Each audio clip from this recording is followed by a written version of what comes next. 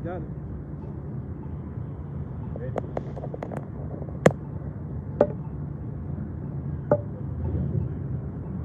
All right. We are the Hebrew Israelites who come week in and week out to prophesy the downfall of this wicked and sinful queendom, Babylon, all right, spiritually Sodom and Egypt, spiritually Rome 2.0, spiritually Nineveh. But without further ado, we would like to give all praise, honor, and glory to our Heavenly Father and His only begotten Son, Yahweh, Ba'ashem, Yahushai, Ba'ashem, Kadash. and a double honor to our beloved apostle, the great millstone, for teaching us the 100% truth according to doctrine, the true leaders of the nation of Israel, and peace, love, and salutations to the elect. Yeah, just want to go into how we're in the days of Noah all over again. The same people that were partying and marrying and giving into marriage back in those times are back on the earth today. Give me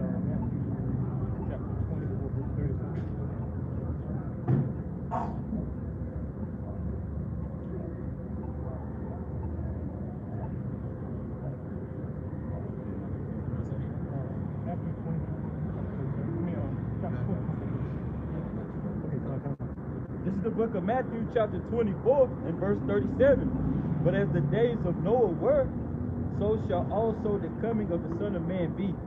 Yeah, like I was saying, as in the days of Noah, people were marrying, partying, drinking, and living their best lives, so to speak, until the flood came. It's the book of Matthew, chapter 24, and verse 38. For as in the days that were before the flood, they were eating and drinking, marrying and giving in marriage, until the day that Noah entered into the ark. And we are spiritually in that time again. We got people worrying about going to bars, having fun, shopping, and planning long life goals, knowing that this place is not going to be here too much longer. But just in the days of Noah, we are back in those days, except this time the earth won't be destroyed by the flood. It's going to be destroyed by thermonuclear fire.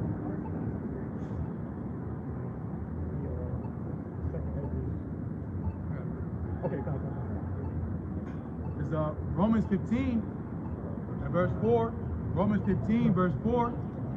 It says, whatsoever things were written aforetime were written for our learning, that we through patience and comfort of the scriptures might have hope. So the little book that the Lord left us, historical, points of importance according to biblical prophecy, is written for us here in these last days, so that we can see that the Lord Yahweh Shai is in control, man. Again, going to the days of Noah, because you think about it, as technology increased over time, you look at the cars and the planes, stuff like that, but human psychology have not changed, man. People are still simple as ever, man, especially now with technology. So then going to marrying and drinking, that's ultimately going to distractions. Here it is, back then they didn't have Wi-Fi and the shit that distracts you in this time. Now they still couldn't ration out the serious times they're in, man. So how much more in this time, man? Again, it gives us patience, meaning to suffer, right? But suffering brings hope, man. The Lord ultimately is going to come in and intervene like He always did, man. But as we know, this time it's going to be by fire, not by flooding of water by the earth, man. This is the book of 2nd Esdras. This is the book of 2nd Esdras, chapter 9 and verse 1. It says, He answered me then and said, measure thou the time diligently in itself, and when thou seest part of the signs past, which I have told thee before, then the book of 2nd Esdras, chapter 9 and verse 1, it says, He answered me then and said, measure thou the time diligently in itself, and when thou seest part of the signs past, which I have told thee before, then shalt thou understand that it is the very same time wherein the highest will begin to visit the world which He made. So the Lord told us things would happen, so there's no surprises. Imagine, here in these last days, we didn't have no guidance as far as, the scripts and the prophecies the Lord left for us, man. We'd be bugged out of our mind, man. Looking at Jake and their condition, the stuff that they're into, what Esau's doing on the left-hand side is technology, the stuff he's being able to push out and being unchecked, unchallenged, especially going to the elites. Nobody even knows they exist. They think it's some kind of fairy tale that there's a conglomerate of a small group of people, a cabal of people that run the earth. But the funny thing is, it's always been like that, man. But again, going to us measuring the time, that's the aha. That's the Lord said He left us a comforter, man, that ground us to say, okay, cool, we're at this checkpoint, you know. That means we're so and so, you know, from the big return, man. You know, of course, watching MOTV, and you know, this is the conversation of us, you know, and singing that new song. That's why when we get up here, we get excited, man, because again, the Lord is still following through what He said He's going to do, man. The Lord says, "A man, He shall not lie." You know.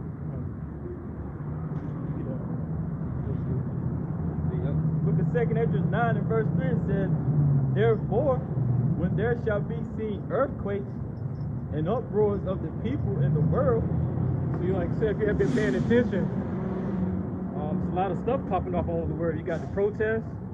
You still got the Ish people going against the Palestinians over there. You got Ukraine. You got Russia still, nation against nation. Then you got also the earthquakes in diverse places. I think North Carolina had an earthquake that was 5.3 on the Richter scale a few days ago. So these earthquakes are like appearing all over the place, and these are, you know, clearly signs that we live in the latter times.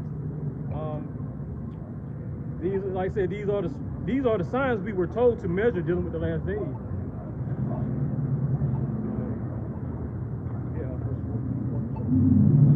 The book of 2 Ezra 9 and verse 4. "Then shalt thou well understand that the Most High spake of those things from the days that were before thee, even from the beginning." Yeah, like I said, our forefathers have been prophesying of these times for thousands of years. What's that? Jeremiah 28:8.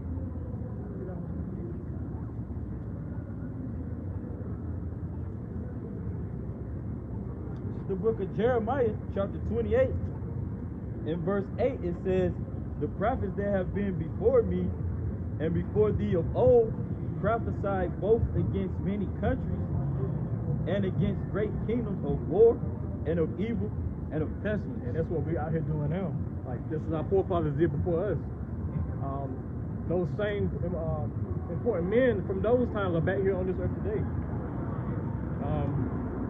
And like I said, in those times, the prophets of old were receiving visions of destruction to this place. And ultimately, we are in the midst of our Savior, Yahweh Shai's second coming. You get verse 5, please.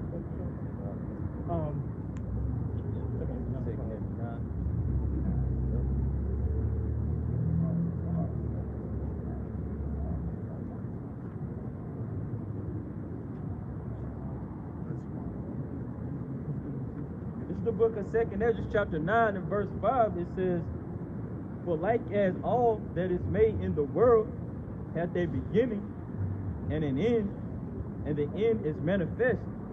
And that end is manifesting right in front of our eyes. This is the end of Esau's rulership, his kingdom. And soon the power of Jacob will come into place. We're just waiting on that time for Yahweh Shai to make his return, so they can, you know, fall into place.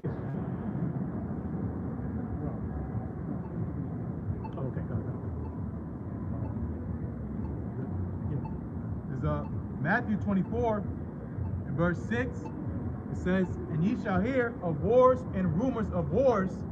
See that ye be not troubled, for all these things must come to pass, but the end is not yet." And like, you know, there are multiple wars going on as we speak, all culminate to World War III. Matter of fact, World War III has been a topic of discussion for my fearless leader, DJ Trump. And soon these countries, allies, will be, you know, going to side with the opposition because they're tired of the sanctions and the unlawful decrees that Babylon the Great is, you know, implying on top of everybody. Tariffs and all that shit, you know, stuff like that. But it's biblical prophecy that the whore will be destroyed by nuclear fire, those arrows, those ICBMs.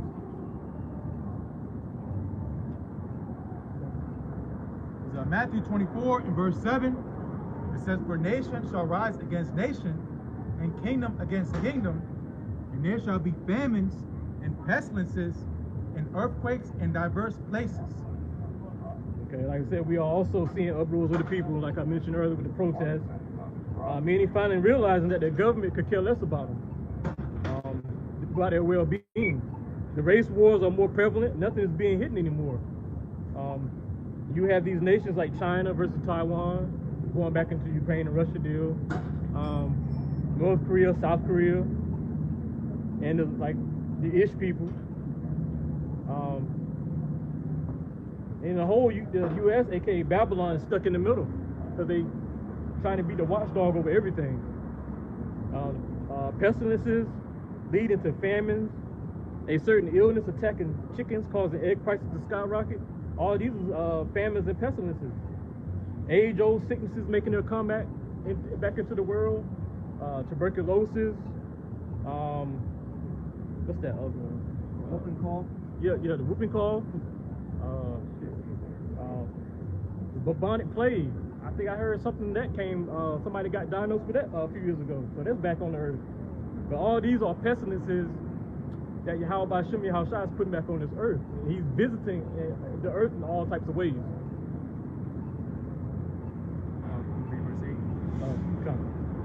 Matthew 24 and verse 8, it says, all these are the beginning of sorrows. Yeah, these are all sorrows, the things, the prophecies that point to the latter time. To the Luke 17.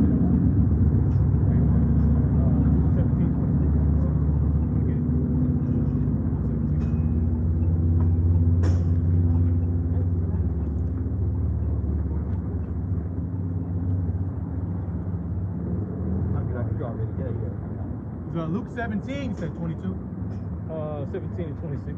26. Luke 17 and verse 26. As it was in the days of Noah, so shall it be also in the days of the Son of Man. 27 too.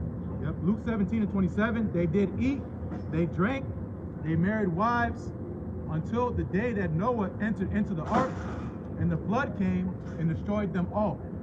So the same thing our people were involved in before the flood came, they're going to be the same in that same lot when Yahweh shall return. All the people concerned about is committing all types of evil and not caring or thinking of the Lord's return. But that the word repentance isn't even in Jake's mindset right now. The Lord is releasing his fault. 28. Luke 17. You got it? No. I'll read it. Luke 17 and verse 27 again. They did eat, they drank, they married wives, they were given in marriage until the day that Noah entered into the ark, and the flood came and destroyed them all. Verse 28. Likewise also as it was in the days of Lot, they did eat, they drank, they bought, they sold, they planted, they builded. Okay, look around you and you see apartment buildings being built in tight confined spaces. Forests getting chopped down for more manufacturing facilities. Esau just wants his whole earth encased in concrete, you know.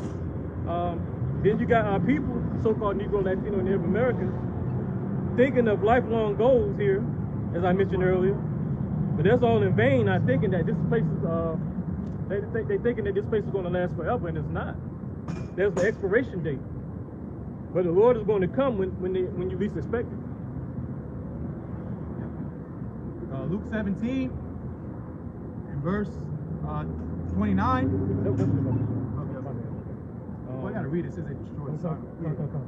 Luke 17 and verse 29. It says, but the same day that Lot went out of Sodom, it rained fire and brimstone from heaven and destroyed them all.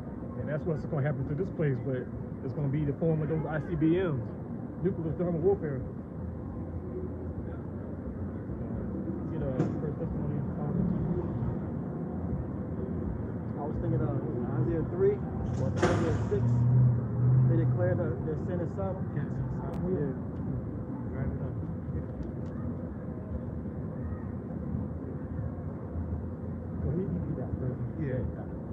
It's Isaiah 3 in verse 9. It said, the shoe of their countenance doth witness against them, and they declare their sin as Sodom. They hide it not. Woe unto their soul, for they have rewarded evil unto themselves. For to show their countenance is, you know, your look, man, your face. And I think we went over this last week about a Mo. You can just tell he ain't living right, man. You know, he wears on his face. And you know, and there's a time where, you know, it's called being down low. And you still got people that are down low, you know, hiding their Moism and, you know, sodomite tendencies, right? But now they don't care no more because you got parades of this behavior, man, where it's exalted and praised, man, because it's a sign that this is what the kingdom of the Lord prophesied about. Babylon the Great, so-called America, man. You know, you're supposed to get put to death, man. Because being like that, it brings confusion, man. It brings death. So that's why the Lord had that purge out of Israel, because again, that's a disease, man. It's not that mentality is wrong, man. It's an error. So again, going to how the Lord was justified destroying this place, because look, they don't feel bad for being mold, man. They don't feel bad for being evil. They don't blush. They're not skipping a beat. They get up and continue on their day like there's nothing that they did wrong, man. You know, that's why the Lord has to come back and bring this place down, man, because that's pride, right? What was that? Woe to them that call evil good and good evil. Yep. Yeah.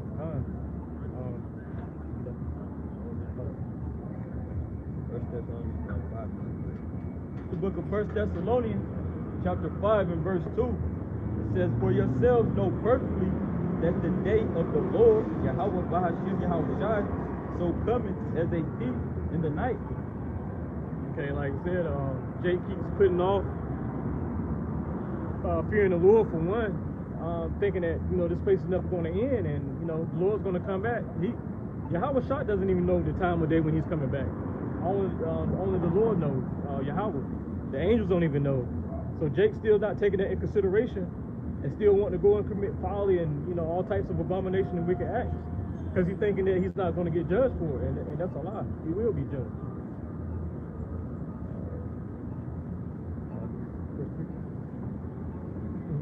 It's the book of 1 Thessalonians chapter 5 and verse 3.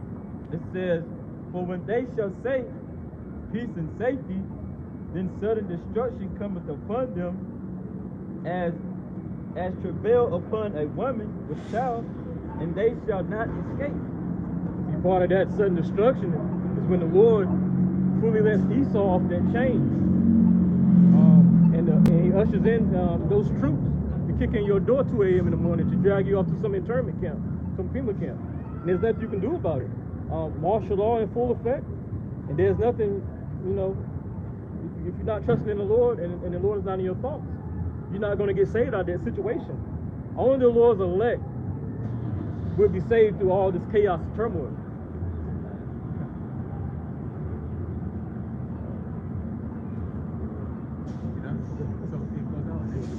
Look at the next brother, come on. So, y'all about to go.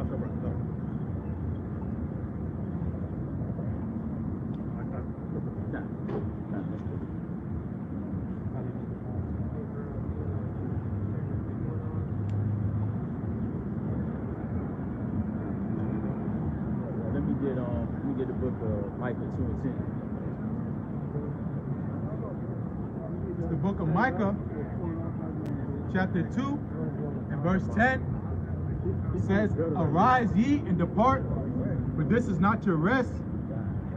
It says, "Arise ye and depart." All right. So arise, you know, come into this precious light of this knowledge, wisdom, or the knowledge, wisdom, and understanding of these scriptures. It says, "Arise ye and depart." So this doesn't mean to take a plane, a train, a jet, or a cruise ship to go into another country. All right. This means to depart spiritually. All right. To put off those philosophies and doctrines that you was taught in the world. All right. The democracy. All right. You know, the false religions. Okay. You know, put off those idols. All right. Stop being sodomites, you know, men lying with men, women lying with women, all right? And stop worshiping the traditions of men, which is these, I like to call them folly days, man. You know, your so-called Christmas and, you know, New Year's and, all right, I guess they worshiping this BS that they call Saint Patrick's Day. Read again. Micah chapter 2 and verse 10. "Arise ye and depart, for this is not your rest, because it is polluted, it shall destroy you even with a sore destruction." Right, it says because it is polluted, man. And what is it polluted with? You know, GMO foods, plastic water, all right? They got those CHEM trails in the sky, all right? Which is full of barium and aluminum, all right? So all kind of different heavy metals, all right? That radiation coming from your Wi-Fi modem in your home, all right? And ultimately it's polluted with the blood of the saints, man. You know, if you do your history, you look into the Tuskegee trials, all right? You look into the Devil's Punch Bowl, the Trail of Tears, all right? Where they committed mass genocide on our people, man. You know, the so-called natives, which biblically they are known as the tribe of Gad. Read again. Okay. It's Micah chapter 2, verse 10. Arise ye and depart, for this is not your rest, because it is polluted. It shall destroy you, even with a sword destruction. With a sword destruction, man, that's why you have to detach from this place, all right? Because the Lord is going to come with all type of horrific judgments. You know? This place got an expiration date. You can get the book of Baruch. This is the book of Baruch, chapter 3, in verse 8. It says, behold, we are yet this day in our captivity. Right, it says, behold, we are yet this day in our captivity, all right? You know, and where's our captivity? Here in America, all right? Because our people, we're corporate slaves, okay? That's why you got a social security card, you know? And you're going to need that in order to receive their benefits, man. All right, you're going to need a social security card in order to get a Section 8, to get WIC, to get SNAP. Nah, you got it, brother. Yep. Baruch 3 in verse 8, behold, we are yet this day in our captivity, where thou hast scattered us for a reproach and a curse. Right, it says what thou hast scattered us for a reproach and a curse, you know, because our people have been put to a open shame here. You can't even go to the local gas station without it being like a scene from that movie Menace to Society, where you got the Moabite, you know what I'm saying, the so-called Asians, so-called Chinese, you know, in the store, like, you know, following you around, like, hurry up and buy, you know, because our people, you know, we've been falsely accused of things we haven't done, you know, just like you got all those videos, all right, on these social media sites for these Karens, man, you know, talking about Jake ran her over. All right, you know what I'm saying? Jake is on her property and he won't leave. All right, but they say ninjas love watermelon. You know, man, because we made a reproach. It said we are scattered for a reproach and a curse. All right, and we're under those curses. And it says a curse because you know the Lord has removed their heads from us, which is their protection. Because Yahweh Shem Al-Shai is our shield and buckler, man. You know. From these adversaries, because that's all we surrounded by. That's why the scriptures tell you that, man, we are troubled on every side. No, we surrounded by these heathens. You got it, brother. Yep. Baruch 3 in verse 8, behold, we are yet this day in our captivity, for thou hast scattered us for a reproach and a curse, and to be subject to payments. Right, it says to be subject to payments, man. As the scripture said, we have to go to our enemies for the want of all things. You got it, brother. Yep, finishing Baruch 3 and 8, according to all the iniquities of our fathers. So according to all the iniquities of our forefathers, which then where iniquity goes into sin upon sin. Yep, finishing Baruch 3 and 8, it says, which departed from the Lord our power. Right, it says, which departed from the Lord our power. And how did we depart? And how did our forefathers depart from the Lord our power, man? Yahweh Shem Al-Shai. Because they broke the covenant and they started worshiping these idols, you know, taking on the customs and practicing the things of these heathens. Yep, you can get Haggai 1:6.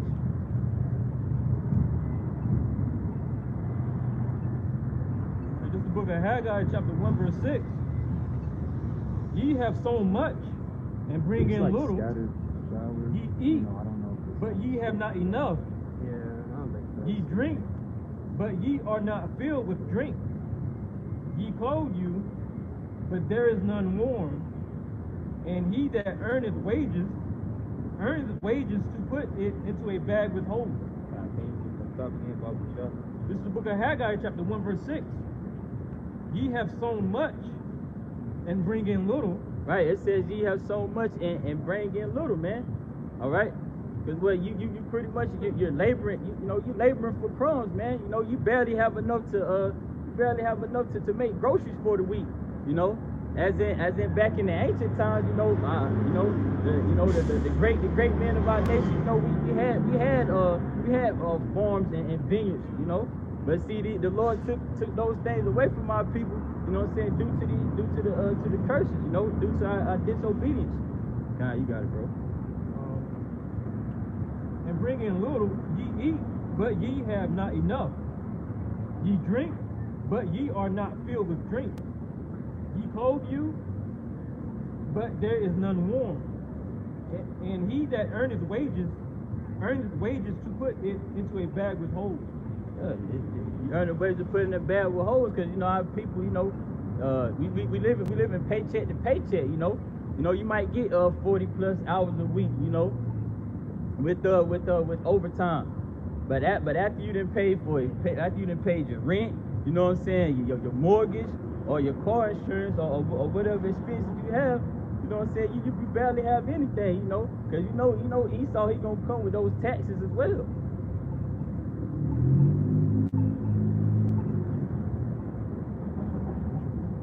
Let me get the book of Baruch 4 and 6.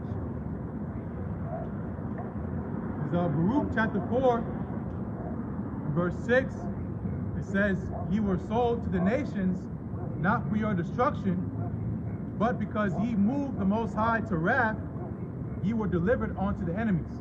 Right. It said, ye were sold to the nations, man. And who are the nations? These heathens. All right. It said, well, ye were sold to the nations. Bible Shark, can you read it again? Yep. Baruch chapter 4 and verse 6. You were sold to the nations, not for your destruction, but because you moved the Most High to wrath, you were delivered unto the enemies. It said you were sold to the nations, man. Like I said, these heathens, ultimately, Esau, Edom, had us in chattel slavery, man, with iron yokes on our neck and, shackles around our ankles. You said you were sold to the nations, not for your destruction. He said, well, but because you moved the Most High to wrath, man, was that where wrath goes into his extreme anger. All right, and it said,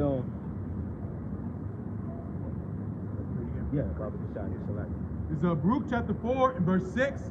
You were sold to the nations, not for your destruction, but because you moved the Most High to wrath, you were delivered unto the enemies. All right, you were delivered unto the enemies, and you can read about your enemies in the pursuing the book of Psalms, the 83rd chapter.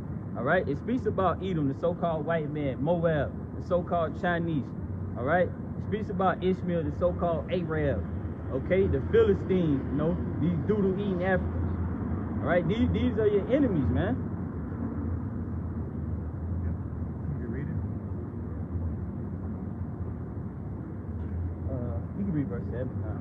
It's Baruch 4 and verse 7. For ye provoked him that made you by sacrificing unto devils and not to the Most High. All right, they're sacrificing unto devils, which goes back, into that pagan worship, man. These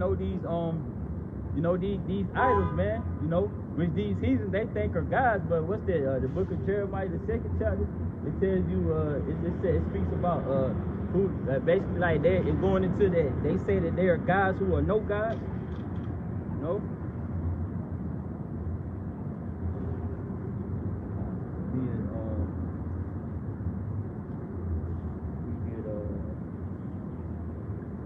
We get Hebrews 13 and 14. This is the book of Hebrews, chapter 13, verse 14. For here have we no continuing city. Right, it says for here we have no continuing city, man. In this place, which is spiritually Egypt. That where Egypt goes into bondage. All right, because we were Mizraim. Like the brother said, Mizraim. You're right though, yeah. Real way to say Egypt is Come on. Try to read it one more time, brother.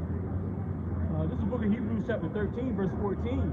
For here have we no continuing city. Right, you know, spiritually Egypt, man, which is here in America, you know, the place of our captivity, man, it's bondage, you know, because the Lord didn't, you know, because we here for punishment for our disobedience, man, you know, we're not here to prosper, man, we're not here to try to set up a community.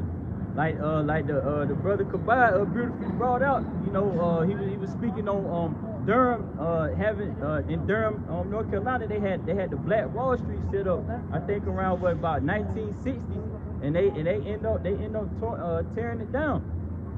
So I think they had built like a highway or something. Yeah, so hey man, cause you know that ain't what we were set up for. Again, bro. Okay, this is Hebrews chapter 13, verse 14. For here, like a side note, the one in Wilmington was better than the one in Durham. Yeah. Yeah. I didn't even know they had one in Wilmington too. Going to that one, yeah. No, I'm not looking at the old time. You know Yeah, definitely. I guess it would be because of that's a port city. Exactly.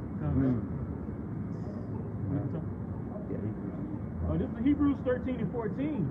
For here have we no continuing city, but we seek one to come. But we seek one to come, man. Because the Lord has prepared a kingdom for us, man. You know, a kingdom for you so-called Negroes, Latinos, and Native Americans, the true biblical Israelite, the true sons of God, man. RALEIGH. He is the prince of the power. You know? Lord has said, you know, the Lord has the, you know, it says, but we seek, because it said, well, we seek that city to come, man, which is, we got the kingdom of heaven, all right, to look forward to. But, you know, before we enter into the kingdom of heaven, it's going to come with much tribulation. It's going to come with sufferings, all right, persecution, you know, and it's going to come with that hour of temptation, because, you know, Sleazy E, all right, Esau Edom, the so-called white man, he wants his birthright back. So what does that mean? He's going to mandate that MOTB. He's trying to merge man with machine, all right? Because he gonna make it mandatory for you to take that implantable device in order for you to buy or sell. You know, that's spoken of in the book of Revelations 13 and 16.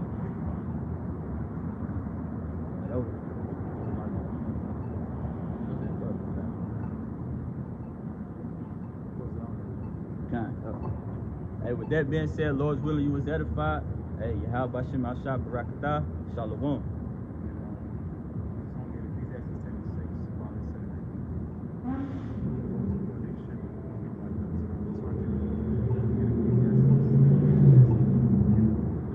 And this is the book of Ecclesiastes, chapter 10 and verse 6. Folly is set in great dignity, and the rich sit in low place. Yep, so you're going to folly. What is folly? Folly is pretty much misbehavior, bad behavior. And it's a sign of mental weakness. So folly being set in great dignity is ultimately the misplacement of leadership, man. You know, you have people that are exalted that shouldn't be exalted, man.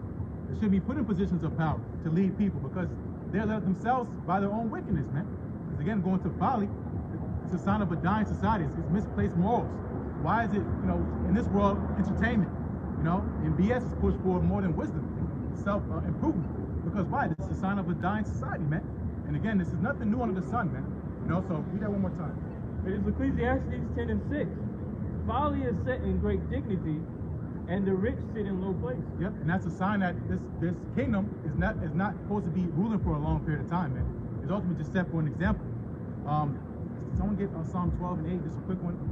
Wicked are exalted on the side when wise men are exalted. Paraphrase. Because again, you know, that's why when the Lord said, don't marvel when the world hates you, because we're not of this world. He said the world love his own, so the stuff that we're into, the world not into. Because why? This world is condemned, man. You know? You got it? This is the book of Psalms, chapter 12 and verse 8. The wicked walk on every side when the violent men are exalted. Yep, so this place encourages evil, you know? Encourage evil. You got niggas talking about killing their grandmas, sliding on the block, then you got niggas featuring on it, meaning he's consenting, you know? Yeah, you got a whole album about it, you know? And this is glorified, you know? Got something? Go ahead. This is the book of John, chapter 7 and 7, and it reads, the world cannot hate you, but me it hateth, because I testify of it, that the works thereof are evil. Exactly. Because again, the Lord says it's evil, man. You You know, it's not our opinion, what we feel, you know, because remember, we came from the same world you still don't want to get out of, man. You know, we understand. You know the grasp and the gravity and the temptation that comes with being in the world. But we're here to tell you there's another glory, man. Speaking so-called Negroes, Latinos, Native Americans, man. Being past black, okay? Getting past, you know, food trucks and burritos and shit, man. You know, there's something better out here, man. You're gonna be making lunch for the rest of your life, man. No, man. The Lord has a nation of kings and priests, and it's because of our wisdom that we possess. All right, so remember, the Lord said what this world is doing is evil. Get 1 Corinthians 1. It says the wisdom of this world is foolishness. The book of First. It started like this.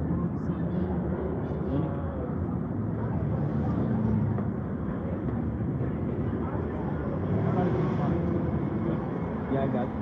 It's the book of 1 Corinthians chapter 1 and verse 25. Because the foolishness of the Most High is wiser than men, Yep. and the weakness of the Most High is stronger than men. Yep, because this is what, you know, you come out here, if you don't know what's going on, okay, you walk past, right, you maybe came across a video, you say what we're doing is foolish. Because, what do they call evil good and good evil? Because ultimately you're bugged out. Your scale of judgment is off, it's skewed toward wickedness. Because you're judging things that you don't understand according to the world standard. You know, so of course you're not going to comprehend. When the angels get on Ezra's, you know, about certain things, he was asking. Remember, he's a man of the Lord. But what the angel said, he said, your heart's too far in the world to comprehend the things of the Most High, man. That's why he had to go on affliction and a fast to ground himself, man, to get more spiritual. You know, notice, you know, especially when you go on an affliction, what happens is take a nap, you get attacked, man. Them demons hop on you. Because why? Because it's a purging process, man. You understand that there's a world that you don't see, and the spirits and things that move and influence the world that Yahweh try to warn us about, man, being spiritual warfare. But get that real quick. And then we'll go back to that. Okay, this is the book of Isaiah chapter 5 verse 20. Woe to them that call evil good and good evil, Yep. that put darkness for light and light for darkness, that put bitter for sweet and sweet for bitter. Yep. So that put bitter for sweet and sweet for bitter. Do we not have the example? You know, flavor of the week. You know, all these offshoot camps, man. You know, all your wickedness is spewing out. You don't even realize it, man. You know, talking about lettuce.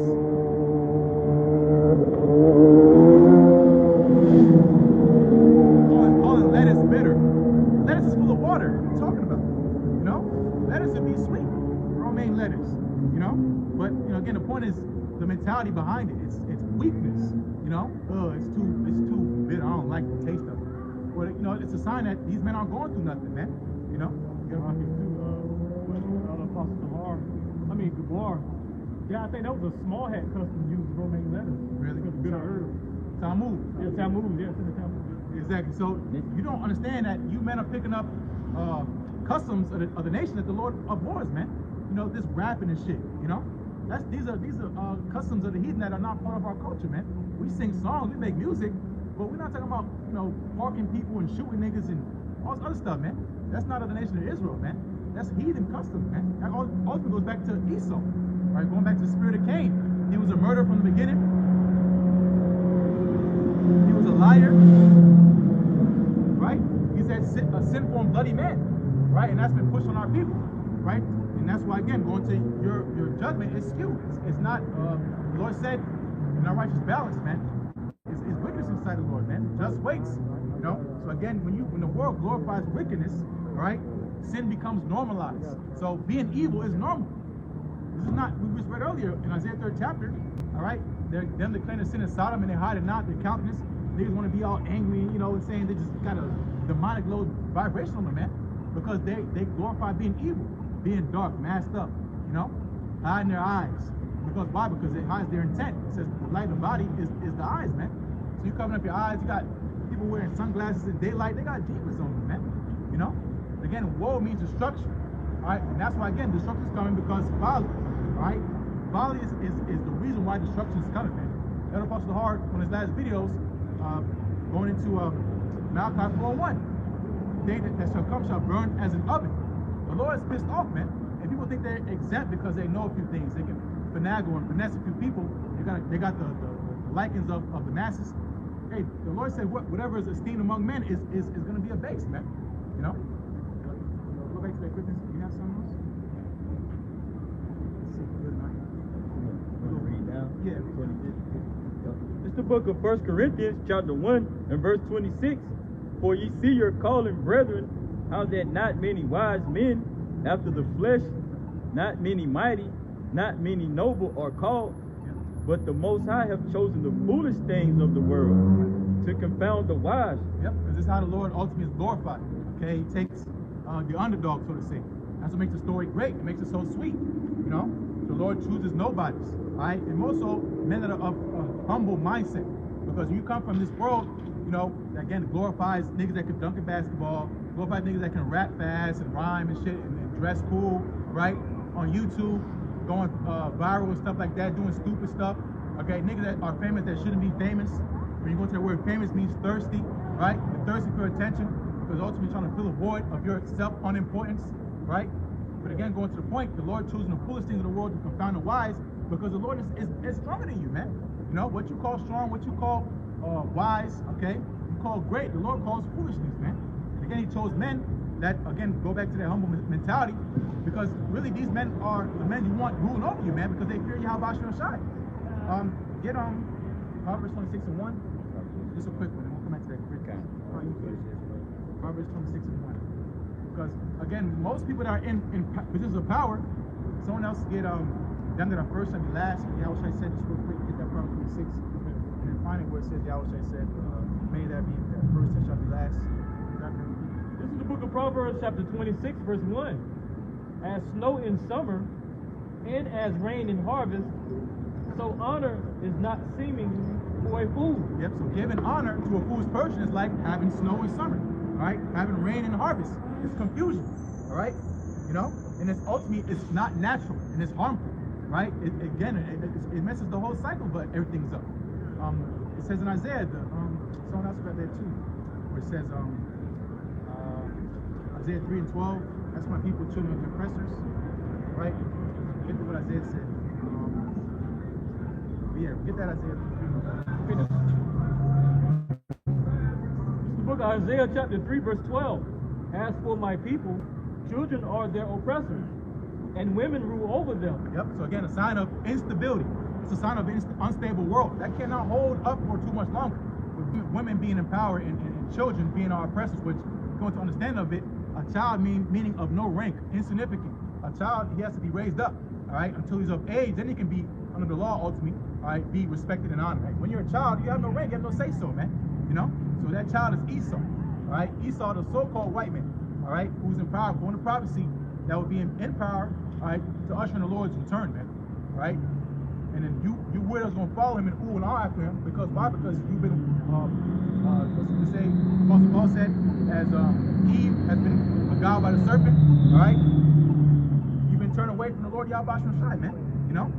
And then, of course, women ruling over, that means ultimately they have more say-so, especially than a masculine man, especially in the court system. You see this all the time, man, all right? And why is that so? This feminism movement, which has a demonic, satanic origin, which a lot of people don't go into stuff you follow, okay? You just go off of what sounds good to your ears. You want to hear what you want to hear, right? But feminism was brought in to bring instability. Instability where? In the so-called Negro, Latino, Native American household, man, all right? All this stuff is CIA, you know, funded, man, you know, because it's ulterior motives, but Jake don't go that deep, man, you know? Why these niggas popping up out of nowhere, getting 1 million followers, getting famous and pushed on you? Why I keep seeing this dude? Snoop Dogg, this nigga on wine bottles, he on commercials. Why is this guy being pushed for me? I don't know. This nigga make rap music about killing niggas. Now he got a change of heart. He a humanitarian. Fuck Snoop Dogg, man. You know?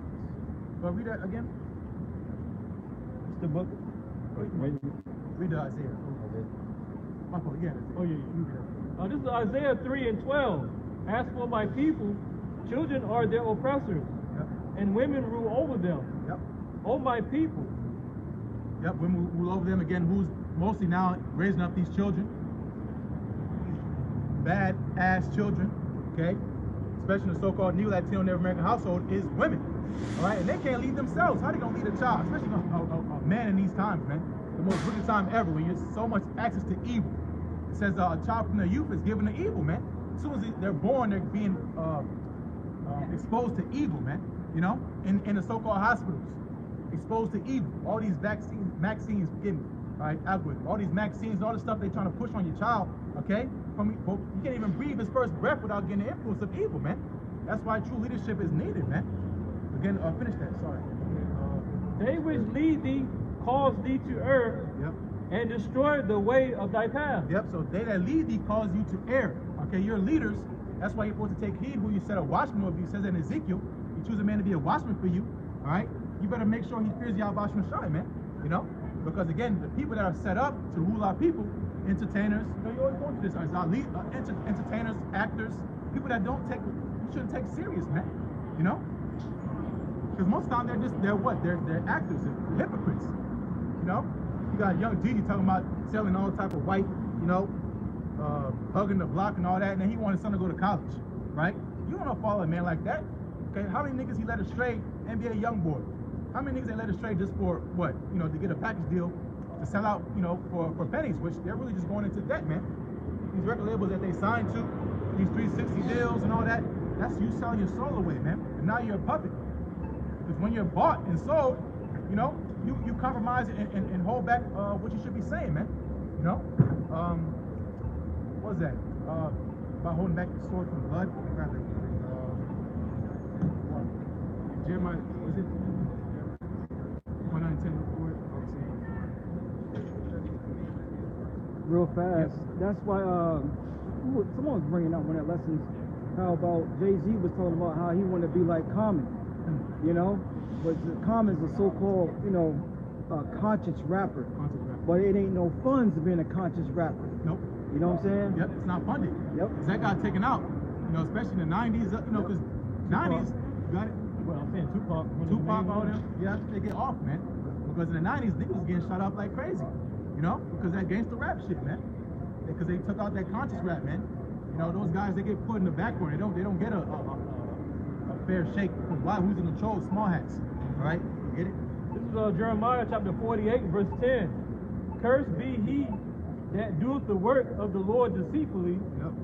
and cursed be he that keepeth back his sword from blood. Yep. So mincing words, not giving a full 100%, you know, word that our people need to hear, man. You trying to be PC, all right? Trimming our way to seek love, you know. You want to be friendly. You want to come off a certain way. You're trying to present yourself, try to save your face, man. It's not about that, man. You know. So holding back your sword from blood is not touching stuff you should be talking about. There's certain talking points that Jake run from, especially men that call themselves Israelites, man. The great thing, all right. There's a reasonable understanding to the great, okay. But Jake want to be radical and emotional, all right. And you see what happens to people that mock us for that, man. What happens to them? Jake don't learn, man, right? But you're gonna learn the hard way. You got something? Oh no, I was just still holding that 1 Corinthians 1. And then you asked for that, what was that, sold the last chapter verse? Yeah, exactly. Yep. Read that Corinthians. Matter of fact, read that Corinthians and then get that, because they're going to. Hold back the sword from blood. Here we are, we're in spiritual war, right? The word is a two-edged sword, cutting asunder, you know, even down to the marrow, the discerner of the hearts and the intents of men. Yeah. But again, you want to bring out certain talking points because you want to sound cool. You want to keep the women around in the congregation, man. You know, so you can gather up funds in numbers, subscriptions. You can say, look at us, we're the biggest Israelite camp in the world. That's stupid. You know? That's not the work of Yahweh Shai, man. That's the work of deceit. Going 27 again? Yeah. It's the book of 1 Corinthians chapter 1 and verse 27. It says, but the Most High have chosen the foolish things of the world to confound the wise, and the Most High have chosen the weak things of the world to confound the things which are mighty. Because again, going to the point, that's how the Lord is glorified. When it's all said and done, Yahweh Shai shall be exalted, man. Okay? No man gonna say I prevail. No technology, AI, nothing's gonna be able to overcome the work of Yahweh Shai, man. Right? And him alone at that day shall be exalted, man. And we're telling you beforehand, laying out that carpet, telling you this is the work of Yahweh Shai, man. The good, the bad, the ugly, everything in between. Okay? It's of Yahweh Shai, man. We're just his messengers. Keep reading some more. Keep reading. If there's more, Corinthians, yeah. the next verse is the base things. Yeah, you're right. Yep, it's the book of 1 Corinthians chapter 1 and verse 28. And base things of the world and things which are despised have the Most High chosen, and things which are not, to bring to naught things that are. Yep. So again, the Lord using men like us, okay? Here in Great Millstone and like-minded men that follow the true doctrine of Yahweh Shai, okay? That's why we're the most hated group, you know, in all of Israel. Okay, despised, looked down at, called all type of names, bywords, stuff that doesn't pertain to our character, man. All right, that's a sign that the Lord told us that we have to deal with, being persecuted for his name's sake, man. You're not gonna be popular, you're not gonna be cool. You got guys and women saying now they're no more Israelites, which is a stupid thing to say because it's a nationality. Okay, it's not some fad you pick up. Okay, you can't run away from what you're born into. Okay, you being a seed of the promise, Abraham, Isaac, and Jacob. That's what our people do. They rather let the small hands have it. Okay, not knowing there's a blessing for those people at the end of all this, man. You know. You would have to read again. But hold that and then read that. Matthew. Yes. Now, this is the book of Matthew, chapter 20, and verse 16. So the last shall be first, Yep. and the first last. For many be called, but few chosen. Yep. So again, going to the point, you know, it's not about numbers. Okay. The number that the Lord has is already sealed. Okay. But you trying to gather up numbers to try to make yourself famous or make your own self important, like it's about you. All right. It's not about that, man. The Lord wants the elect. Okay. The good sheep, the good fish. Okay. Not the abominable and unholy, man. The Lord's gonna throw you back in the sea, the abyss of confusion, which this world promotes, man. Okay? You think you're in the truth, but you're really not, man. All right? Deceiving yourselves, man. That's a scary thing. And that's why, again, the Lord has his true teachers out here. Because guess what? If these men that were not raised up, where would we be today, man? Okay? Where would we be if the Lord didn't have true messages, true teachers, okay? You know, our apostle nails on down, holding it down, man, to wake us up, man. Because, again, if it was up to you niggas, man, we'll be here forever. We'll be ultimately destroyed in the lake of fire, man. We'll all be chipped up because you niggas said the chip. You know, it's not the MOTB, all right? We'll all be done, man, all right? But the Lord, again, has, he said, one for the elect's sake, no flesh should be saved, you know? But that's the part of it. This is the book of John, chapter 15, verse 18. This is red letter. If the world hates you, ye know that it hated me before it hated you. Yep, so that's the company thing. Because especially when you first come in, you're like, damn, why everybody not fucking with me no more, man? You know, I got the greatest knowledge on the earth. I want to share it with everybody, but don't nobody want to hear it, man. You look at me crazy, sideways, you're growing out your hair, you know, you're more seriously looking. You know, you're not looking all stupid and shit, that dumbass look you might have had in the world, right? And it's intimidating because people feel like they don't understand, man. So what they do, they separate themselves, right? And the Lord said, hey, you're in good company if that happens. They did the same thing to the Lord's prophets, man. But if they're all praising you, right, giving you pats on the back, you get all the hearts and likes in your comment section, all right? They did the same thing to the false prophets, okay? Niggas chose Barabbas, okay? And he was a murderer, okay? He mocked the Lord on the cross, you know? But again, that's why Yahweh Shai has his true men out here, man, you know? Verse 19. If ye were of the world would love his own. Yep. But because ye are not of the world, but I have chosen you out of the world, therefore the world hated you. Yep. And again, it's an indicator, right? And it's not because we're doing it on purpose, you know? We just want to be not liked, right? And hated and despised. You know, that's not us, man. You know, we're cool people. We're Jake, man. We're a nation of peaceful people. Jerusalem, it's a city named Peace, City of Peace. But it's a people who wants a place. We're peaceful people, man. We don't want to fight and do other stuff. You know, we be chilling, man. But again, it's what the Lord said. They're gonna hate us. You know, even though we're not innocent in our own eyes, we're innocent in the sight of the Lord. We are elect, but because of the Lord making us innocent, all right, being those virgins, we're gonna be hated, man. You know, it's as simple as that. It goes into the a wicked woman. She envies a righteous woman. That wicked woman is the foolish of our people. Matthew 25th chapter. Yes, sir? Yeah, you want that? I got This the book of John, chapter 15 and verse 20. It says, remember the word that I said unto you, the servant is not greater than his Lord. If they have persecuted me, they will also persecute you. If they have kept my saying, they will keep yours also. Again, that's another point. Again, the Lord, covering all bases, man. That, we're not greater than him. Meaning that what he went through, we're subject to too. It's a rite of passage. So, if the Lord had to deal with certain things, we might have to deal with it so. The Lord, it said in Hebrews that we're not tempted onto blood like he was, beaten, bruised, he's the firstborn of every creature, and look what he had to suffer, we don't have to go that far. We already did it, but we're still, again, we have to suffer with him so that we can reign with him, man. You know, so it shouldn't discourage you. You know, it shouldn't make you upset, like, damn, you know, because again, if you're measuring according to the world, you're like, damn, we're failures, man. You know, we're never gonna be nothing. That's what the foolish think. That's Wisdom Song, the 3rd chapter. The heart on the wise, it seems to die, you know, and the departed way to be utter destruction or misery, you know. But our hope is full of immortality. We have better things in mind in this low, wicked place, man. You know. This is the book of Jeremiah, chapter 5, verse 23. But this people hath a revolting and a rebellious heart. They are revolted and dumb. Yep. So the same words we're reading, okay? Again, the same men, you know, that you follow after in these weirdo camps. All right, they read the same precepts, but it was without understanding, man.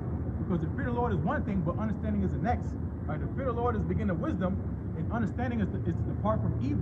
You know, so you still hold on to these evil, hedonistic customs in your congregation, man. It's a sign of lack of understanding, man. You know. So again, going to our people, they have a revolting and a rebellious heart, man. Meaning mind. It's just in their program, man. To just go off, man. To go against the works of the words of Yahweh Shai, man. You know, and they're revolted in God, meaning it's to their own demise, man. You know, they did it to themselves, right? Because again, that rebellion is why suffering's coming. Okay, being revolting against the Lord, all right, being the sin of witchcraft, all right, rebellion. Hey, that's not a light thing inside the Lord, man. That's why fire's coming, man. You know. Verse 24. Neither say they in their heart, let us now fear the Lord our power, that giveth rain, both the former and the latter, in his season. He reserveth unto us the appointed week of the harvest. Yep. So going to our people, you know, you can tie with Amos about, they say the evil shall not overtake nor prevent us. I mean, nothing's going to happen. Jacob is just complacent, all right? And meaning in their hearts saying, you know, meaning their minds, let's turn back onto Yahweh Shai, because, you know, ultimately they don't acknowledge his power. You know, they don't acknowledge the rock that begot them, man, which the Lord's a jealous power, man. And again, because of that, because you forgot, you know, and you chose after lewdness and whoredoms, the Lord's going to bring destruction onto you, man. You know, because you forgot your maker, right? And it's because of pride. It's in your mind. You might think, you know, that's Romans 1. We'll probably get to that eventually. All right? They don't retain the knowledge of the Lord in their mind. The Lord give them over to reprobate mind. But finish that. Jeremiah 5 and 24. Neither say they. Okay. Jeremiah 5 and 25. Your iniquities have turned away these things, and your sins have withholding good things from you. Exactly. So that's why Jake catch hell, you know, the one why they can't catch a break, so-called, is because how you live, man. And again, going through those shortcuts, those convenient shortcuts. Remember, when the Lord was tempted, what did Satan tempt him with, man? The goodness of the world. You know, you're gonna have all this power and authority. You can have all your heart's desire. All right. He didn't mention nothing spiritual to Yahweh Shai. He mentioned something carnal, man. And that's what the world offers you, man. A carnal escape. All right. And eventually, you know, you consume it so much, you become blinded, man. And that indulgence, okay, you know, the gluttony of the world, again, it brings sorrow and destruction, man. Because why? Your mind's not right, right? And again, the Lord's gonna bring destruction because ultimately, when you do and take that path, it leads you ultimately onto sin, man. You know. Someone get Romans 1. Let's start at 28. Romans 1 and 28? Yeah. This is the book of Romans, chapter 1, and verse 28. It says, and even as they did not like to retain the Most High in their knowledge. Yep, so to retain, it's going to get Hosea. Or 6, I already know. As they did not like to retain the Most High, the knowledge of the Most High in their minds, right? Retain means to hold on to, right? Because what are people lacking onto broken vessels? They can't hold no water, man. You know? Cracked, rusted out. That's our people's minds, man. You know, that's Isaiah the 1st chapter. You know, our sinful nation laden with iniquity, man. You know, your cup can't be full of half wickedness and half righteousness. You know, eventually, again, that's confusion, man. You know, you can't serve two masters. You got something? No, I was just thinking, you know what I'm saying? Like, we just had the Passover, like you said, a little leaven up the whole lump. Exactly. Leaven's evil.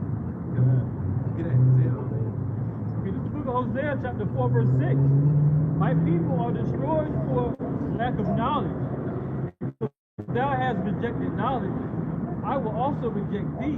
Reject it, meaning it's a conscious thing. pushed it out. You don't want it, man. You took it out. You rejected it, meaning no, I don't want it. You know, you rejected knowledge, man. What is knowledge? What is true knowledge? Again, it's the fear of Yahweh Shai, keeping his ways, man. You know, go ahead. That thou shalt be no priest to me, Yep. seeing thou hast forgotten the law of thy power. Yep. I will also beget thy children. Yep. And you go into Hosea. Hosea was prophesying against the northern tribe, man. What was the imminent destruction that was coming? You know, the Assyrians coming, man. Ancient Assyrian Empire grabbing them up and throwing them in captivity. The ones that didn't escape and come to America, right? You read about 2nd Esdras 13th chapter, according to prophecy, right? But again, thou shalt be no priest unto me, meaning you're not going to get no answer from me, man. Because the priests are the diviners. They're the ones that get the answer from the Lord, man. You know? Well, I say better, the diviner is a wicked thing, more so than oracle, all right? You know? Someone that has ultimately divine influence. But on the right-hand side was supposed to be the priest. And even have a higher authority, the high priest, right? So seeing you rejected now, the Lord ain't going to be dealing with you, man. You're not going to get no answer, man. You throw up incense and put all type of prayers, but you ain't going to get no response, man. Because why? Because the foundation is you sin against the power, man. You sin against Yahweh Shai, man. And you continue doing it knowing it's 2025, man. You know you shouldn't be laying man with man, all right? You know you shouldn't be committing adultery, all right? All this information, on the internet, you still eating shrimp, ham, lobster, man. And the only thing you can say is because it tastes good. Niggas laying back and say, oh, it got protein in it. So what? It's little bugs. You gonna eat a cockroach, right? That's what you eating. Again, our people destroyed for lack of knowledge, okay? Swollen necks and ankles, right? Because they rejected knowledge. They don't want to hear knowledge. It's too much for them. Because what? Wisdom is too high for a fool, all right? Foolish behavior, okay, is the reason why people don't ultimately have their downfall in this time, man. You know? Go back to that. This is the book of Romans chapter 1 and verse 28. And even as they did not like to retain the Most High in their knowledge, the Most High gave them over to a reprobate mind to do those things which are not convenient. Yep, and that's the conclusion, man. Reprobate meaning lack of judgment, right? Void of judgment. It does not say in Daniel's 12th chapter, the wicked shall do wickedly, and none of the wicked shall understand. The scriptures also say that the wicked understand not judgment. When judgment happens, it's supposed to be a reminder that you need to fear Yahweh Shai. Here judgment happens, and niggas get glorified, man. The nigga that got judged gets glorified. Put him on a t-shirt, free Ray, you know? Because why? Because our people worship murder. All right, they worship, again, things that are not convenient in the sight of Yahweh Shai. So what the Lord said, okay, cool. If you don't retain the knowledge of righteousness in you, I'm going to give you over to your wicked desires, man. You can have it, all right? I'm not going to correct you. I'm not going to be a reprover unto you, all right? I'm not going to tell you, no, don't do this. Let you find out the hard way, man. And that's what's going to happen to a lot of our people. They're going to find out the hard way, man. But the Lord, and the beautiful thing is the Lord's hand is still stretched out, man. It's not too late till it's too late. For a lot of you, man, it's already too late, man. Sorry, sad to say. Keep going. Book of Romans 1 and 29, being filled with all unrighteousness. Being filled, right? Being filled. Then when I said earlier, you can't be both, right? You can't serve the Lord and then serve the devil. You can't be at Satan's table and Yahweh Shai's table. Okay? You can't be a servant of Yahweh Shai and a servant of Mammon. Okay? So you're filled, right? There ain't no half, empty, half. You're either one or the other, man. All right? Anything else brings confusion, yea or nay. So you're filled with unrighteousness, man. It's quoted earlier. A little leaven. Leaven the whole lump. And leaven is evil. Just a little bit of evil can corrupt the whole roll, man. And that's you. All right? Hey, it's a little, you know what I'm saying, a little song. That's what Jake think, man. It ain't, like a little white lie or whatever. To justify their evil, just a few dollars. Anybody, mention, about another man's woman. He ain't gonna know. He don't really fuck with her like that. You know? That's again, you being filled on righteousness, man. Go ahead. Yep. It's the book of Romans 1 and 29. It says, being filled with all unrighteousness, fornication, wickedness, covetousness, maliciousness, full of envy, murder, debate, there you go. Go ahead. Deceit, malignity, whispers. And that's what you niggas do, man. It's gossip, whispering, murmuring, right? Again, this is the fruit of the flesh, man. Right? The fruit of carnality manifested, man. And it's you niggas, man. That's something? Yeah, go ahead. Romans 1 and 30, it says, backbiters, haters of the Most High, despiteful, proud, boasters, Go ahead. inventors of evil things. Inventors of evil things. They just be making up evil shit, man. You know, just to justify themselves. Being, you know, oh my God, because of what? Being full of unrighteousness, man. You know, you justify your wicked ways by a wicked measure, man. You know, not by the measure of Yahweh Shai, it's by your own vain opinions, man. Go ahead. It says disobedient to parents. Disobedient to parents. So, like, you know, when we read the scriptures, it should be bells going off, man. This is a sign of the end. This is not normal, okay? And the Lord is not, he's not okay with a badass little boy talking back to his dad or mom or whatever, man. All right? That's in, you know, would you love niggas talking about the 10 Commandments? That's one of the 10 Commandments. Honor your mother and thy father, okay? There's a reasonable understanding to it, you know? They tell you to eat something and do something you're not supposed to do. Obviously, don't do it, you know? But there's still a level of respect. That's not nowhere, you know, for the most part, in our so-called Negro Latino American household, man. Especially towards men, right? Go ahead. And if I may, brother, you know, the apostles and elders, you know, the men that are over us, they're like our spiritual fathers. This Romans 1:31, it says, without That is true, because Apostle Paul said, I've forgotten you through the gospel, right? Go ahead. Romans Exactly, calling my son, yep, exactly. Romans 1:31, it says, without understanding, covenant breakers, without natural affection, implacable. Yep. If you want to, some of these words you can probably get into.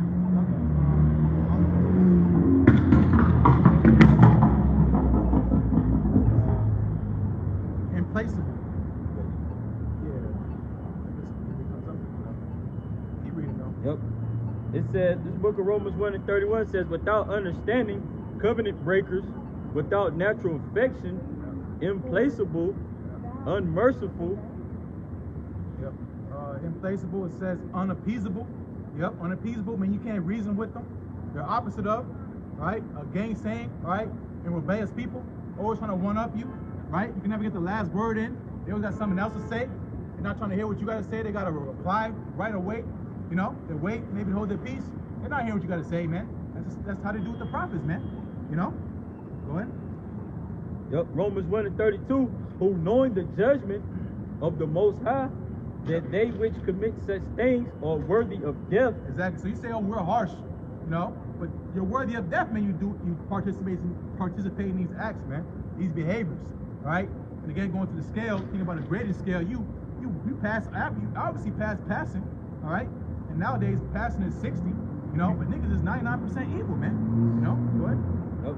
It says not only do the same, but have pleasure in them that do them. Exactly. So you do these things, you're worthy of death, and the bad part is you have pleasure in doing things that are worthy unto death. All right. So what are you gonna get? It says you that despise the word of the Lord. Okay. Obviously, you love death, man. You love dying. You love death culture. You worship the dead. Okay. You love worshiping dead niggas, man. You talk about Tupac. Stop talking about Tupac. You know what I'm saying? Who cares? Biggie Smalls, whoever else, all these Lils. You know, that's getting popped every week, man. You know, because why you love death, you worship death. Right? And death is what? It's the fruit of sin, right? Transgression of the law, man. And that's what our people fall under, man. Right? You had yours? Yeah, I got something. This is the book of Proverbs, chapter 14, verse 15. The simple believeth every word, but the prudent man looketh well to his going. Yep, so the simple, meaning you're not built up, okay? You're still in a childish mindset. You're impressionable, right? You know, which Yahweh did say, about the knowledge, you have to come as a babe, right? But to him, man, you have to be a sponge to Yahweh's word, man. But, you know, everybody else, they fall after the ways of the world, man. They're a sponge onto evil, you know? But again, we're not supposed to be so, man. But read that one more time. Proverbs 14 and 15. The simple believeth every word. The simple believeth every word. A nigga can put a sentence together, it sounds magical, right? And because he said some big words, you don't look into it, you know? You must think he's saying something true or powerful because he's using words you don't understand, man. That's why it's going to say, better see that readeth, man. You know, to say as well, give diligence to make your calling election sure. You know, about studying to show thyself approved, man. Get into the word, man. Stop letting these niggas sway you, all right, and whisper in your ear lies and BS, man. Okay, because they're not Yahushua. One of the first things he warned about a sign of his coming was people going out and deceiving on a high level. Okay, coming in his name, all right, coming in that authority, that because they say Yahweh Shai you know, as Apostle always say, just because a nigga know the name, don't mean he a brother, man. He can salute you and all that stuff, don't mean he a brother, man.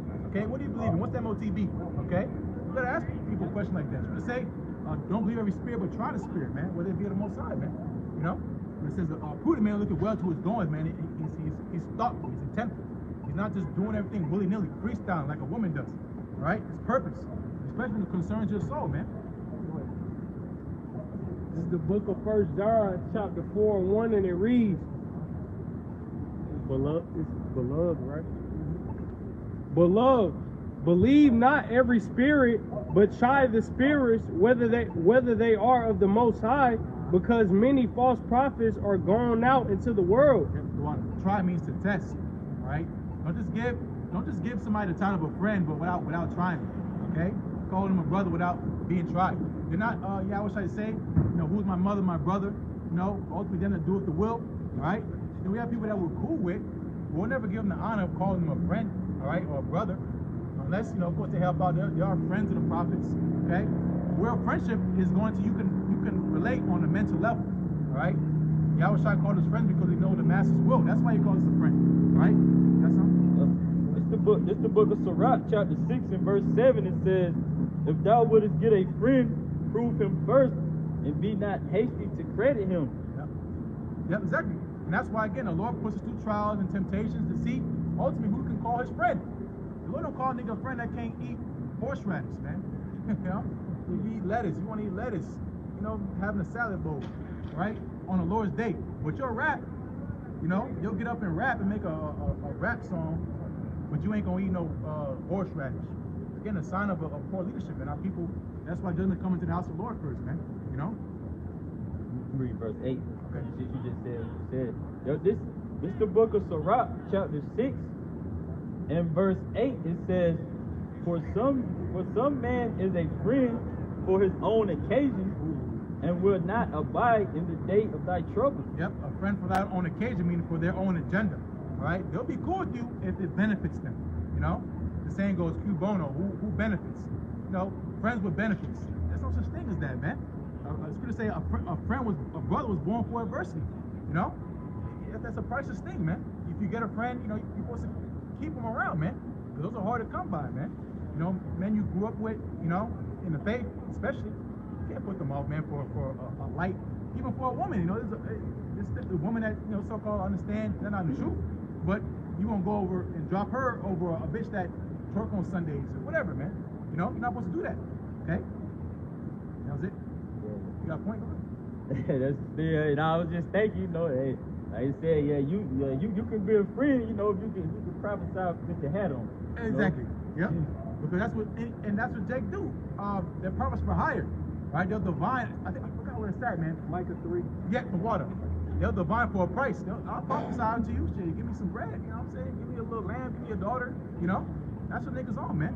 You know, because they're hirelings. They're not there as a true shepherds, man. They got their own agenda, man. They got their own quota.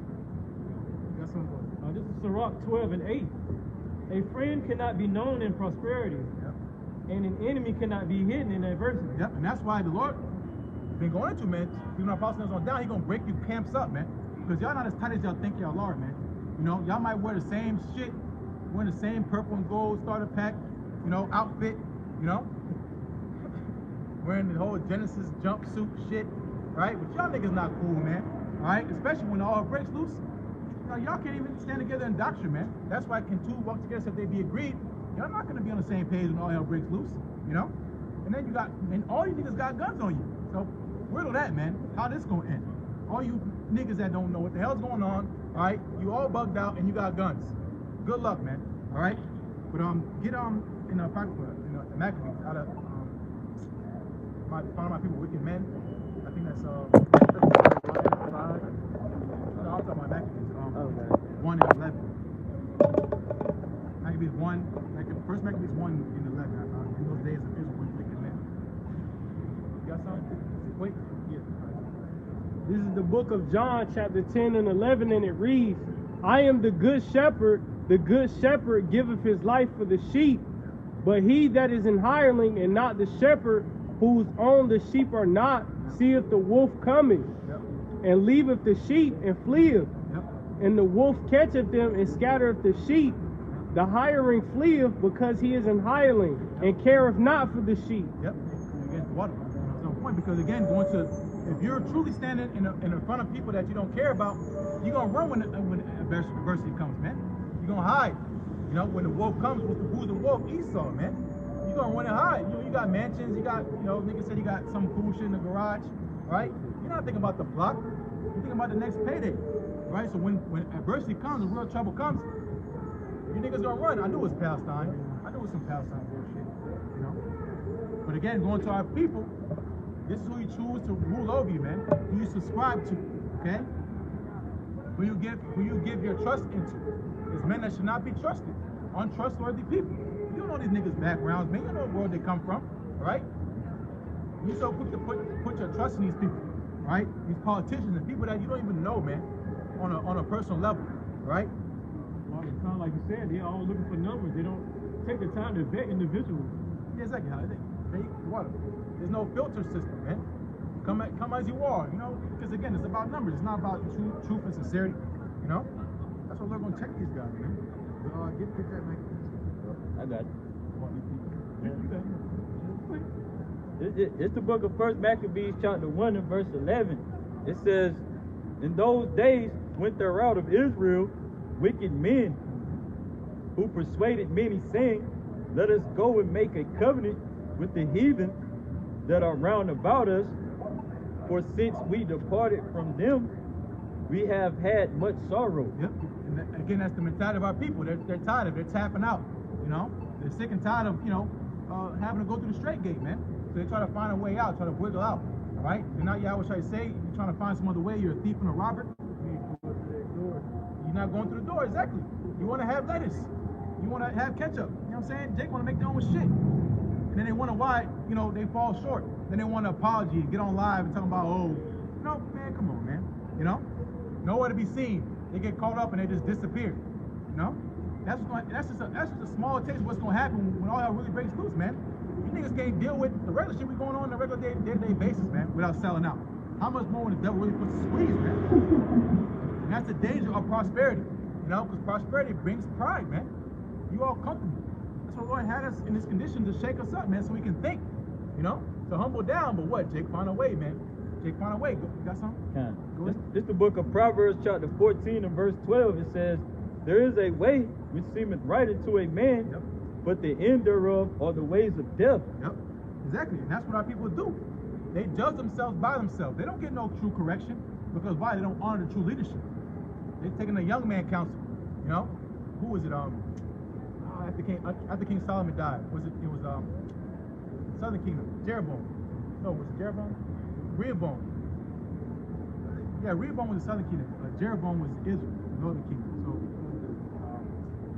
So look it up, double check. But read that one more time. I think it's Rehoboam. He took the young man's counsel. This is the book of Proverbs, chapter 14 and verse 12. Okay, come on, it was Yep. This is the book of Proverbs, chapter 14 and verse 12. There is a way which seemeth right unto a man, but the end thereof are the ways of death. Yep. So it seemeth right unto a man. You're thinking, okay, it's right. Okay, again, your own opinion. That's the danger of your own opinion. It's good to say, lean not upon thy own understanding, man. Right? You're choosing pleasure over suffering, man.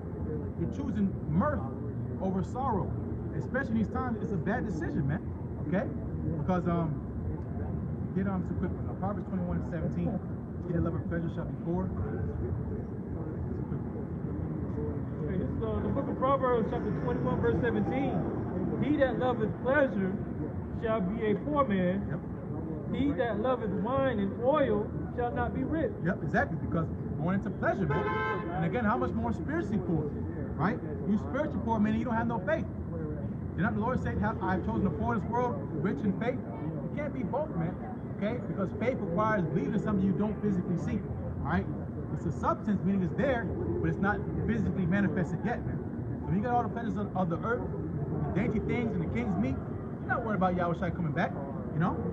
And that's the dangers, again, of comfort and luxury, all right? Which modern societies love to be obsessed over, man, with pleasure. And not Yahweh Shai say, you got some? Get where Yahweh Shai said about nations, worrying about what they're going to eat and drink, you know.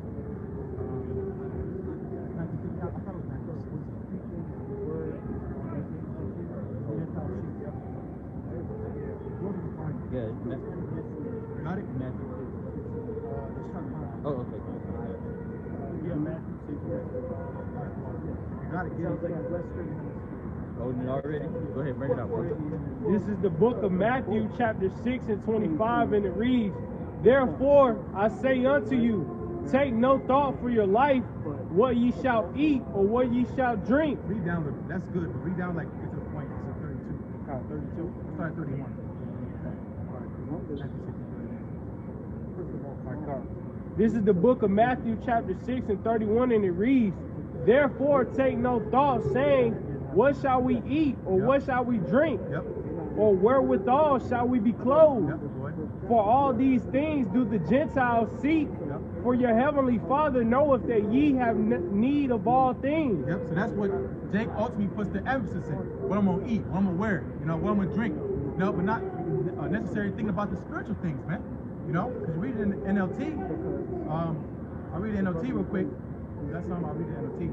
It's Matthew 6 and 32 in the NLT. I think I'll read it up. Matthew 6 and 31 NLT. So don't worry about these things saying, what will we eat? What will we drink? What will we wear? Verse 32, these things dominate the thoughts of unbelievers. But your heavenly Father already knows all your needs. The Lord already got to cover what you really need, man. You know? Everything else is extra, right? You don't need it, man. You know, we all get caught in that loop too, man. We're here in the world too. We walk around, we see shit, you know, that we don't really need, man. We fight those thoughts. The Lord keeps away from us because ultimately He wants us to succeed. You know what those things can bring if your mind's not ready for them. Another woman, you know, whatever. You know? Because again, we just read it. Those thoughts dominate the minds of unbelievers, man. You know? If you're so concerned about all that kind of stuff, you're not in the faith, man. You know? That's it. To finish that Matthew. This is the book of Matthew, chapter 6 and 33, and it reads, But seek ye first the kingdom of the Most High and His righteousness, and all these things shall be added unto you. So priority. What you got, man, is seek the kingdom first, man. First start with the knowledge. Seek knowledge and wisdom. Period out by some side, man. All these things shall be added unto you. But here you go, man. Raleigh, pick a side. This is the book of Justice Torah. or genocide. Raleigh, pick a side. Lead them more. Exactly. Justice or genocide. Justice or genocide. Settlers, go back home. Palestinians are the wrong. People, they go out and Settlers, go back home. Palestine is the wrong. Israel bombs, USA pays. The book of Jeremiah, chapter 15, verse 5. For who shall have pity upon thee, O Jerusalem? Yep. So who will have pity on you, O Jerusalem? Jerusalem being a people for us a place. Nobody out here marching for you, right? The atrocities that happen unto you, again, bad is bad, evil is evil, and who's perpetuating it? Esau, you know? But again, going to the true cause of our people, ain't nobody out here marching, right? For our cause, okay? We just read earlier, brought it out. Here we have no continuing city, but we seek one to come. We don't got no proper representation in this world. You know, all these G20 summits and these meetings, they don't involve Jake in their welfare. Because if it was so, they'd be put in the proper position that they need to be in, man. Being over the nations. That's why Yahweh Shai gonna do so, man. Read it again. This is Jeremiah 15 and 5. For who shall have pity upon thee, O Jerusalem? For who shall bemoan thee? Or who shall go aside to ask how thou doest? Exactly. No one. All right? Really, concerning us, man. We're the real people that's trying to stand up for our people. Right? Being the prophets, sighing and crying, asking for justice. We asking for the Lord for justice. You asking for justice for the man that's not going to give you no justice. The man that shows no mercy. Good luck, man. You know, again, those things are all agent-led, man. You know? Like you said, a woman's leading that. Well, I don't trust that shit. You know? What's she talking about? What's she going to do? She going to go out and fight? No, she not. She's going to start shit up and run into the corner. You know? Women don't supposed to be ruling everything. It's like supposed to be quiet in the house. Make some bread.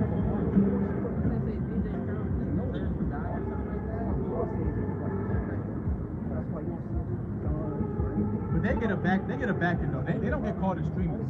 You know. Whatever, man. That's just how it is. But again, going to the point, we're not of the world, man. You know, the world of his own. We're not here to gather up buffoons and idiots to walk around the street. You know. And again, you people doing that shit too, man. You getting marked on these lists too. You know. When all hell breaks loose, they're gonna grab y'all up too, man. You know, thinking it's a game, right? You don't understand the bigger picture, right? Again, going to who's gonna sign fire for us? Ain't nobody gonna feel bad for Jake, man. They tell you get over it, you know. They'll say they'll give you a sob story. I didn't own no slaves. Well, somebody did, man. Right? And the worst part is you didn't say nothing. Maybe you didn't have slaves. But what were your forefathers doing, man? They were watching and standing by. It's like y'all doing now, man. Right? But it's a sidebar, you know. Go back. Okay. Read that Proverbs 4.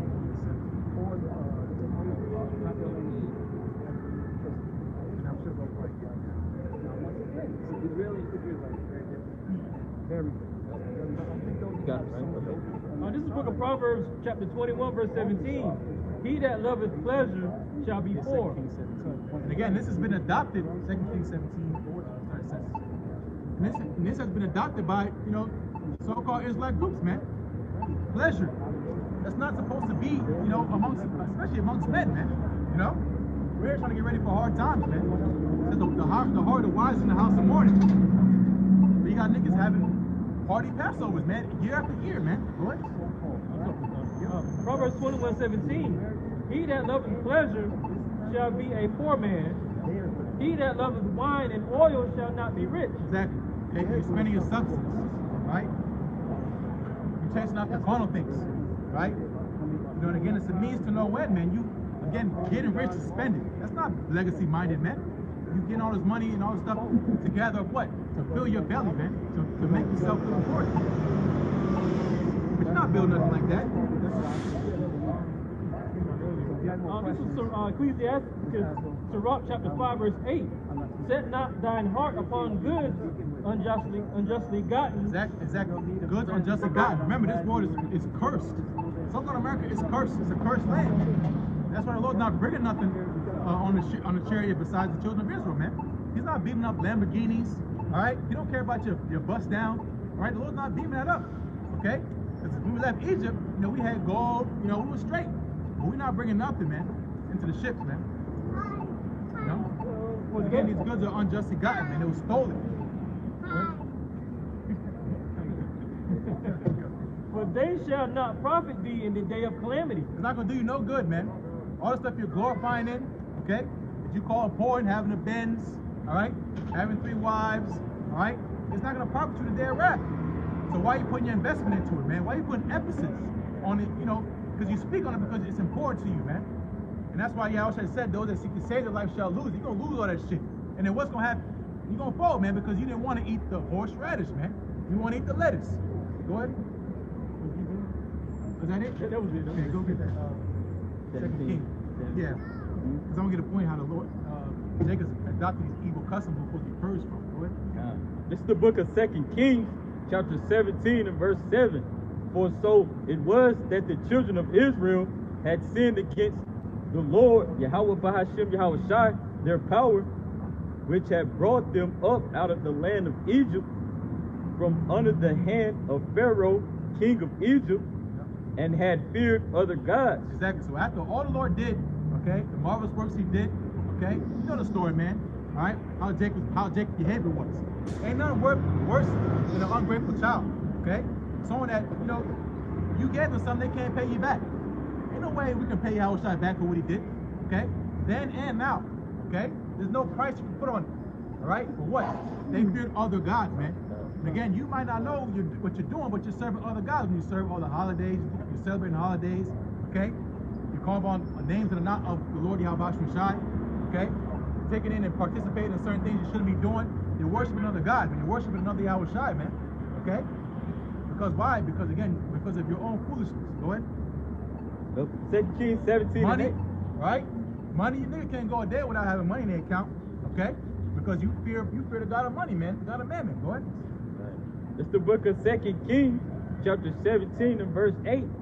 And walked in the statutes of the heathen, whom the Lord Yahweh Ba'ashem Yahushua cast out from before the children of Israel, and of the kings of Israel, which they had made. Yep. So again, they walked in the statutes of the heathen. Jacob's still adopting these heathenistic customs and bringing it into the truth, which we're supposed to be purging ourselves from. We're to say we escape that through the knowledge, the pollution of the world through the knowledge, man. You know, being masked up and wearing all black, okay? Being strapped, right? Walking and throwing up gang signs and shit, talking about big G, little G's, and all this other stuff, man.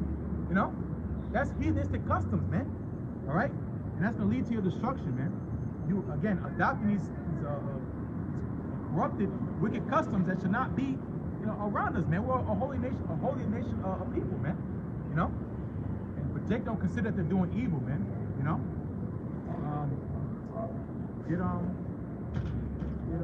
I think it's one of my read. Isaiah 1 and 3, 4, 5. Isaiah 1 and 4, 5. Because again, the point of us being in the wilderness is so we can be purged, man. Detox. You know, Egypt was a wicked place, man. Jake was there for 400 plus years, man. Imagine all the evil and wicked tendencies the Lord picked up and not knowing, man. You know, the same thing being here in America, man, being westernized, right? You have to be separated from that. But again, Jake still want to assimilate, okay, and add things to the priesthood that shouldn't be added, man. You know, grabbing all this other bullshit, man. Making merchandise. But that's how you know it's a script, man. They just following the script. Like, read Isaiah 1. Book of Isaiah chapter 1 verse 4. Ah, sinful nation, a people laden with iniquity, a seed of evildoers, children that are corrupters. They have forsaken the Lord. They have provoked the Holy One of Israel into anger. They are going away backwards. So imagine that. You know, you get mad about stuff you care about. So the Lord's, again, how pissed off the Lord is, man, okay? You know, that's a button only the nation of Israel can press, man. You know, think about, you know, someone you care about. They know how to push buttons, man. That's the nation of Israel to the Lord, man. They know how to push them damn buttons, man. And they wonder why they get the reaction that they get from the Lord. That harsh, cold dose of reality, man. All right? Going away backwards because why? Because they chose their own delusion. They chose to be evil. Right? So the wrath that's coming is because you pissed the Lord off. Simple as that. But they don't consider doing evil. They'll say, damn, Jeremiah, why we get all this evil proclaimed against us, man? You know? When we asked what we're going to do, and the answer was, I'm going to go, you're going to get the sword and get the sword. You're going to get pestilence and get the pestilence. You're going to go to captivity and set for captivity. Like, damn, what do we do? You forsaken the Lord Yahweh Ba'ashem, man. Simple as that. You know? Read the next verse. Okay, it's Isaiah 1 and 5. Why should ye be stricken anymore? Yeah. Ye will revolt more and more. The whole head is sick, and the whole heart faint. Exactly. The Lord did everything to do he could do to Jake to get them to realize what they're doing is wrong. Okay? The Lord showed them favor. He brought them down. Nothing works for Jake. Because you give Jake prosperity, especially in his flesh. It says in Deuteronomy, Israel waxed fat and kicked, being ungrateful, man. You know, that's why Proverbs says never give me neither profit nor riches. Because what happens with riches is you forget the Lord Yahweh Ba'ashem. You know, it brings corruptness and rebellion. So the Lord's at a point now, what can I do to my people that I have not already done? Okay? I sent them messengers, I warned them over and over for decades, I gave them hell. And what they do, man? They revolt more and more. They find more ways to be evil. Because Jake is not getting better, okay? Here in 2025, Jake is getting worse, okay? No goals in life, you know. Jake is backwards, dark, evil. All they think about is evil, you know? You can't have a real conversation with them. Jake is weird as hell. Got nail polish and stuff, you know? So we're at the point now where the Lord is going to bring fire, man. That's all that's left, okay? Read it one more time. This is Isaiah chapter 1 verse 5. Why should ye be stricken anymore? Ye will revolt more and more. The whole head is sick, and the whole heart faint. Yep, and that's why, again, the importance of leadership. The whole head going to the tribe of Judah. Once Judah fell, it was inevitable that the tribes would fall after, man. So that's why, you know, Yahweh Shai, the lion from the tribe of Judah, real leadership, the true leader, okay, under the apostles on down, he raised up men to follow, because as we say, mark the perfect man, for the end of that man is peace. Okay? Also, Paul said, be ye followers of me as I am of Yahweh Shai, man. There is a way out to all this foolishness and madness, and that's the true way, the old path.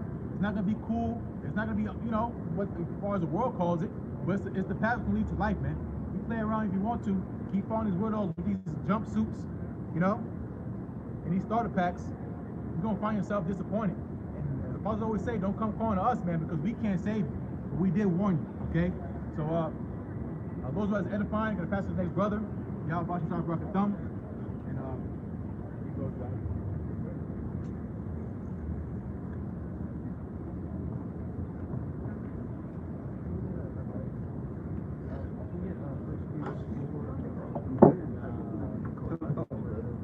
Go ahead, do what you gotta do.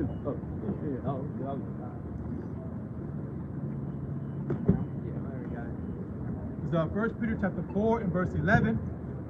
If any man speak, let him speak as the oracles of the Most High.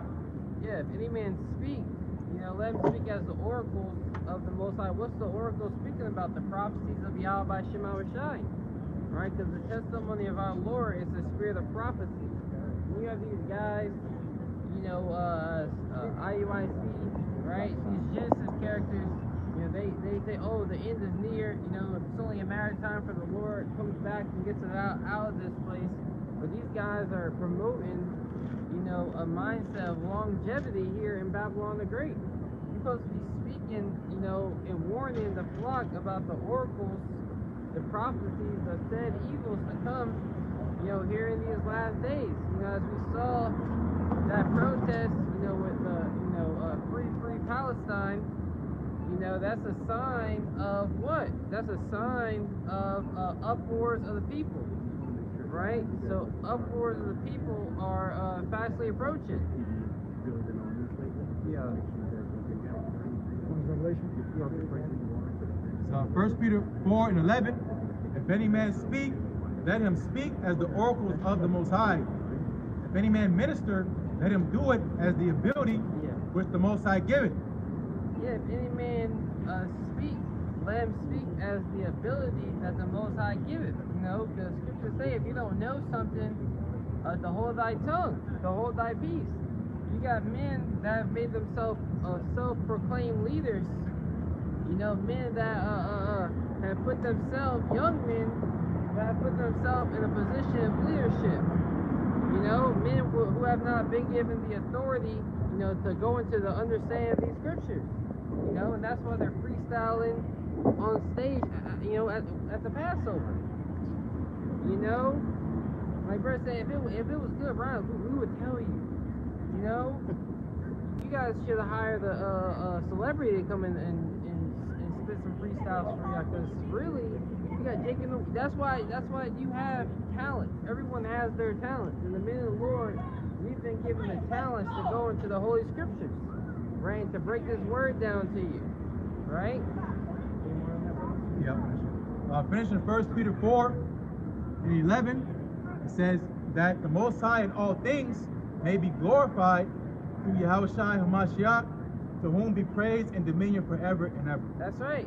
That Yahweh by Hashem Yahweh Shai may be glorified. We're here to glorify and to speak, the things that Yahweh by Hashem Yahweh Shai is about to bring to pass here in these last days. So before we got Revelation, we got Isaiah 63.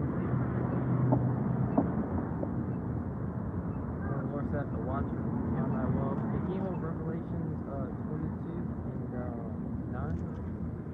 Yeah. Isaiah 62 and verse 6.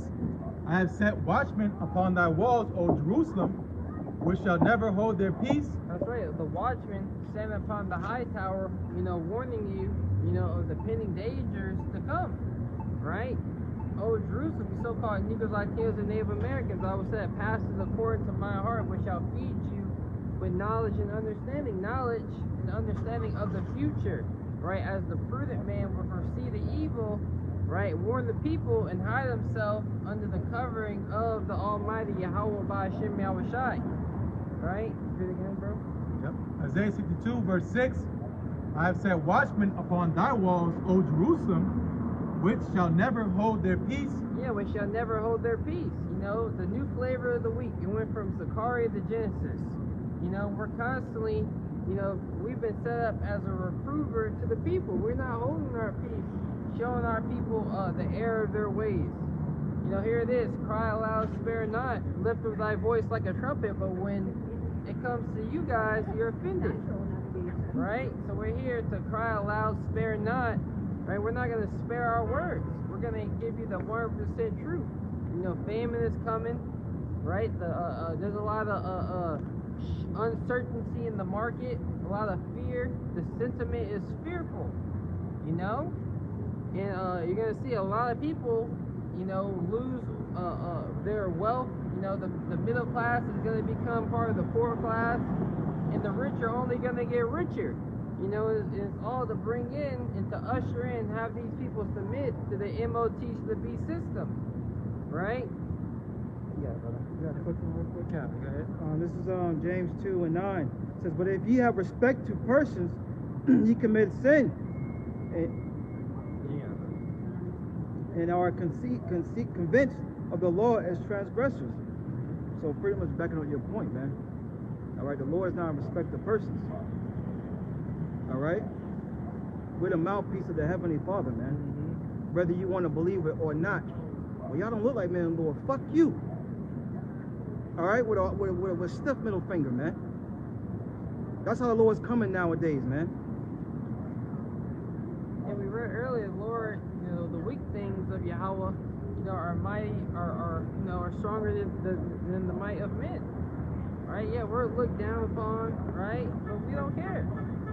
We got the truth. We got nothing to be ashamed of.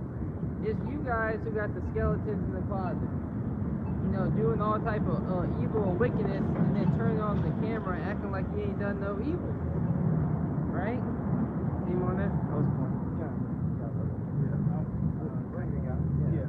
Just to back that up real quick, because this is Yahweh Shai defending John, the Baptist wilderness.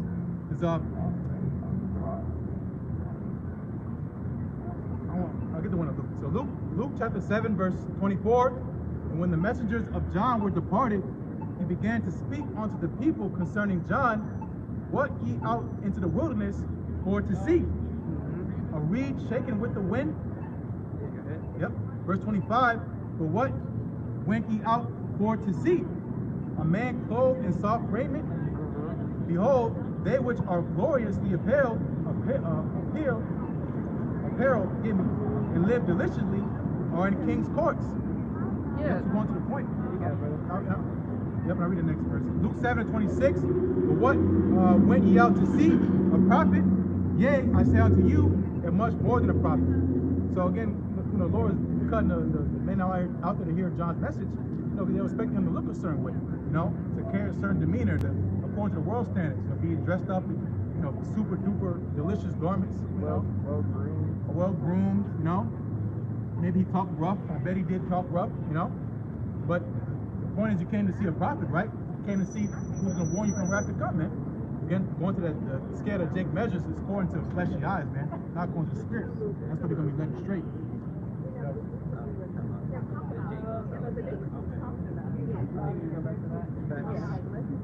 Is that you read again? That's the whole point of communication. Is that, yeah. Isaiah 62, verse 6. I have set watchmen upon thy walls, O Jerusalem, which shall never hold their peace, day nor night. He that make mention of Yahweh, Bashem Yahushai, keep not silence. Yeah, so we're not going to keep silence of all the wickedness that's going on in Israel. Nor are we going to cease to warn you, right, of what's coming, right, and what is happening right now. You got people losing millions of dollars. You know, I was watching the elder Ariella from Dallas. He was going to, he saw someone lost $210 million in the market, being liquidated. You know, and that's how when you research how the Great Depression happened, you know, which you know what they call Black Thursday, you know, in the stock market, you know, it was a ripple effect of margin calls, right? Where, you know, the stock price was dropping so low. Because what is a margin? You know, what is marginal lending? You know, Well, when you buy a piece of a company, right, which they call shares or stocks, right, the margin is the loan on the asset of the company, the shares of the company that they're giving you to buy more of, right? So you buy shares of that company, and they're willing to, you're able to get a loan from the shares that you own to buy more shares, right? And it comes to a point where it drops, right? It starts a margin, it's called a margin call, right? If you don't have the funds to put into the account to cover the loan on the shares that now have depreciated because the price is going down, right? It causes you to auto sell. The brokerage will sell your shares back to the market to cover their overhead, to cover what they loaned you, right? And it only continues to drive the price down, right? And that's how people become liquidated and lose everything inside the market, right? It's all a snare, it's all a trap, you know? It's set up that way. But I just want to bring that out. But first that's Mark John. Isaiah 62 verse 7, and give him no rest till he establish, until he make Jerusalem a praise in the earth. That's right, and that's what we're out here speaking about. You know, the praise, you know, that Jerusalem is gonna receive in the earth. You know, the kingdom of heaven. You guys want the kingdom of heaven now. You know, Yahweh Shai, to receive his glory, he was put up on the cross. You know, and he said, if any man will be my disciple, let him come and follow me and bear his cross. So we have to walk after the example of Yahweh Shai, right? But you got guys saying we don't gotta worship Yahweh Shai, right? So we're here to walk in the example of Yahweh Shai, to bring out the prophecies of the Lord, and to hold fast that which we've been given, because an hour, a temptation, a time like none other is coming to the planet Earth. Oh, you got that revelation? You got No, what you asked me. Okay. 22:9, I believe. It's the book of Revelation, chapter 22, verse 9. It says, then saith he unto me, we'll start at 8. Yeah, wherever you go. Yeah. It says, and I, John, saw these things and heard them, and when I had heard and seen, I fell down to worship before the feet of the angel which shewed me these things. Yeah, because the angels were very fierce and mighty. You know, Esau, Edom, you know, and the Lord is going to send forth his mighty angels to judge the wicked of our people. You know, the angels go to and fro in the earth, you know, beholding all the ways of men, the good and the evil.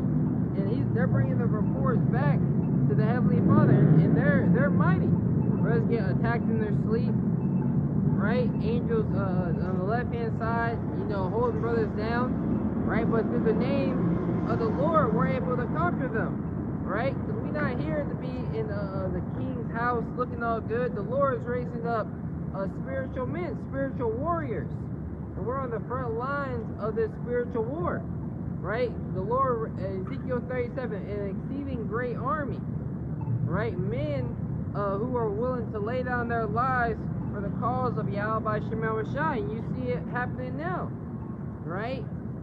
Yeah, brother.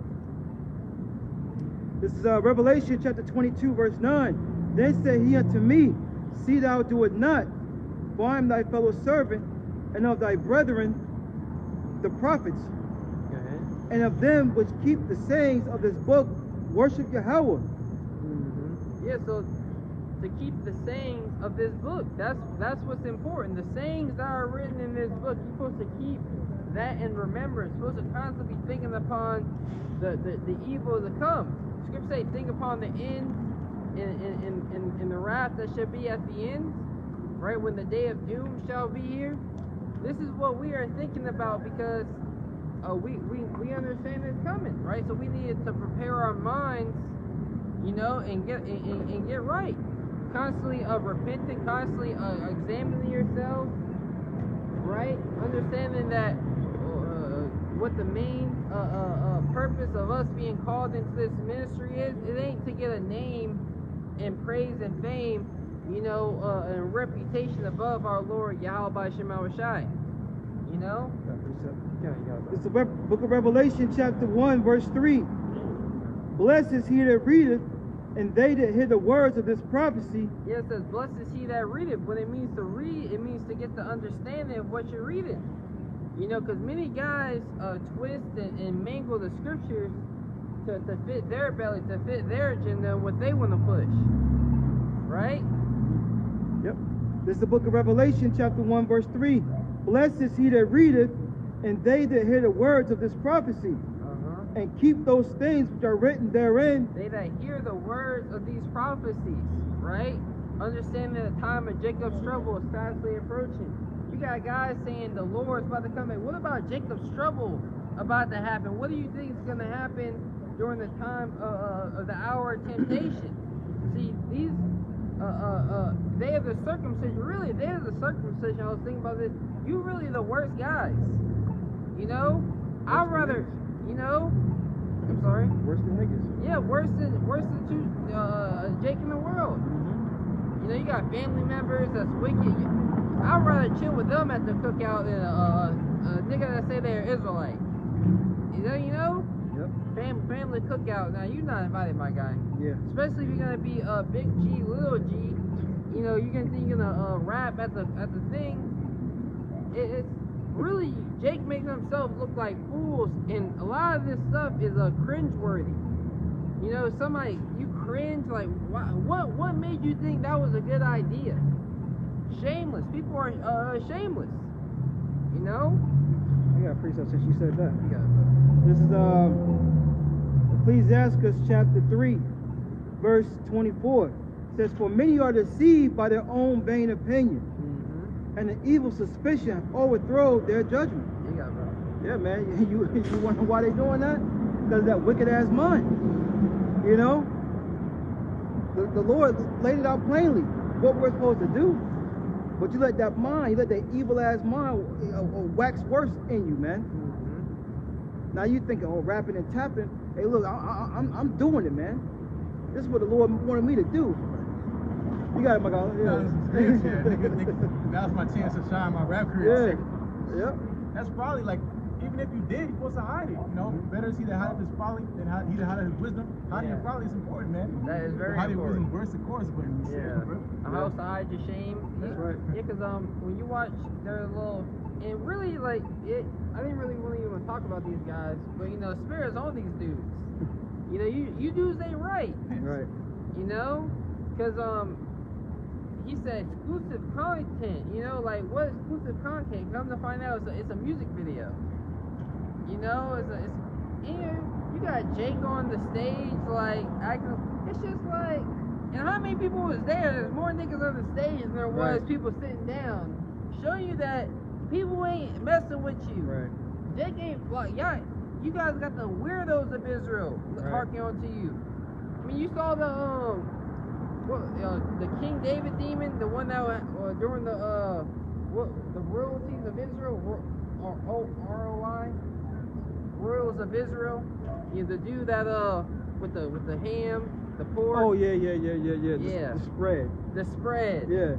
You know, I mean, look at them guys, and you know, as far as their congregation, I always say this: I don't see myself going and hanging out with a member of IUIC just for no reason. A member of ISBK just for no reason. What is there to hang out? Look at it. We can see your spirits, and you ain't people we want to be around. We at the job, and I'm avoiding you at all costs. Yeah, brother. Yeah. It's a tiny bit. Yeah. Revelation 1 and 3 says, for the time is at hand. For the time is at hand. For the time of these prophecies, which the scriptures say, evil men and seducers shall wax worse and worse, deceiving and being deceived. You niggas are really deceived. You got a little bit of money in your bank account. After the Passover, you trying to see what you profited. You know, they going, all right, well, shit, you know, well, I guess you take this and I'll keep this. You know, they probably got a couple $100. I mean, you didn't put the address out there, but you had to pay for a ticket. Go, those little cartoons. One for you, one for me. Two for you. 1, 2 for me. 3 for you. 1, 2, 3 for me. Nah, literally no. You got it, brother. Bring it, Matthew 24 and start at 21. Matthew 24, verse 21. The red letter Yahweh is speaking. It says, "For then shall be great tribulation, such as was not since the beginning of the world to this time, no, nor ever shall be." Yeah, then shall be great trouble in the earth. You know, and you putting on the sentiment, you know, that things are okay. You got these economists who are actually, you know, keepers of understanding that America cannot be healed. You know, America is finished, but you have putting on a facade to our people. You have this new Captain Cesaria, you know, calling in, talking about Dr. Umar Johnson, you know, and you got people calling in, oh, maybe this is a scandal, this, that, and the third. I'm like, nigga, who cares? You think I'm about to spend all day hearing about black? You guys set up your ministry like it's a podcast. It is. You know, it's a wave of this world. Any more, brother? Yeah. Matthew 24, verse 22. "And except those days should be shortened, there should no flesh be saved." Really think about that. Do you really realize, you know, like brothers going into the bitterness, this is a bitter place to be. You know, our food is defiled. You know, chemtrails in the air. Brothers are constantly being plagued at night. Before you go to sleep, you gotta pray that the Lord cover you. You know? Hey, I tell you one better. You gotta worry about the child is yours. Yeah. Really? Uh-huh. You know? This ain't my son. Right. Been with you 7-8 years. You Like, know? man, he don't Yeah. like nothing like me. One account, guy was telling me, he was like, you know, the dude got like 4 kids, and like the 5th kid, you know, which is weird, didn't get along with other siblings. Come to find out, it wasn't his. Oh, damn. You know, woman stepped out. Yep, but he got a scepter. A lot of you guys be getting dominated by a woman. She put hands on you and everything. My mama said I can't hit a woman. Right. Yeah, bro. My daddy told me to defend myself. My daddy. Exactly. Now I'm saying, you know, that's what them guys be. They think, you know, put your foot down, my guy. The fact that your woman thinks she can hit you, show you she don't have no self-respect for you. So Matthew 24, verse 23 says, "Then if any man shall say unto you, Lo, here is Yahushai, or there, believe it not." The next verse, but that's what these guys are doing. They're preaching another Yahushai. Yeah. God's literally preaching Jesus, man. Okay? Don't follow them, man. Christ. Christ. You know what I'm saying? Believe it not, man. Because the Lord's not dealing with you. Now, Right? IHBK, this is Captain Cesaria, because he's, you know, all these groups are next, Lord's willing. You know, the Lord is going to expose, the Lord has already exposed your folly, right? And those who have been given the eyes to see and the ears to hear, you know, can see the BS. We don't want to be anywhere near you guys when judgment goes down. Can I bring this real quick, backing you up for that scripture? It's Isaiah 8:20. To the law and to the testimony, if they speak not according to this word, it is because there is no light in them. Yeah, they push the law, but they really don't push the test. They're hypocrites in the law.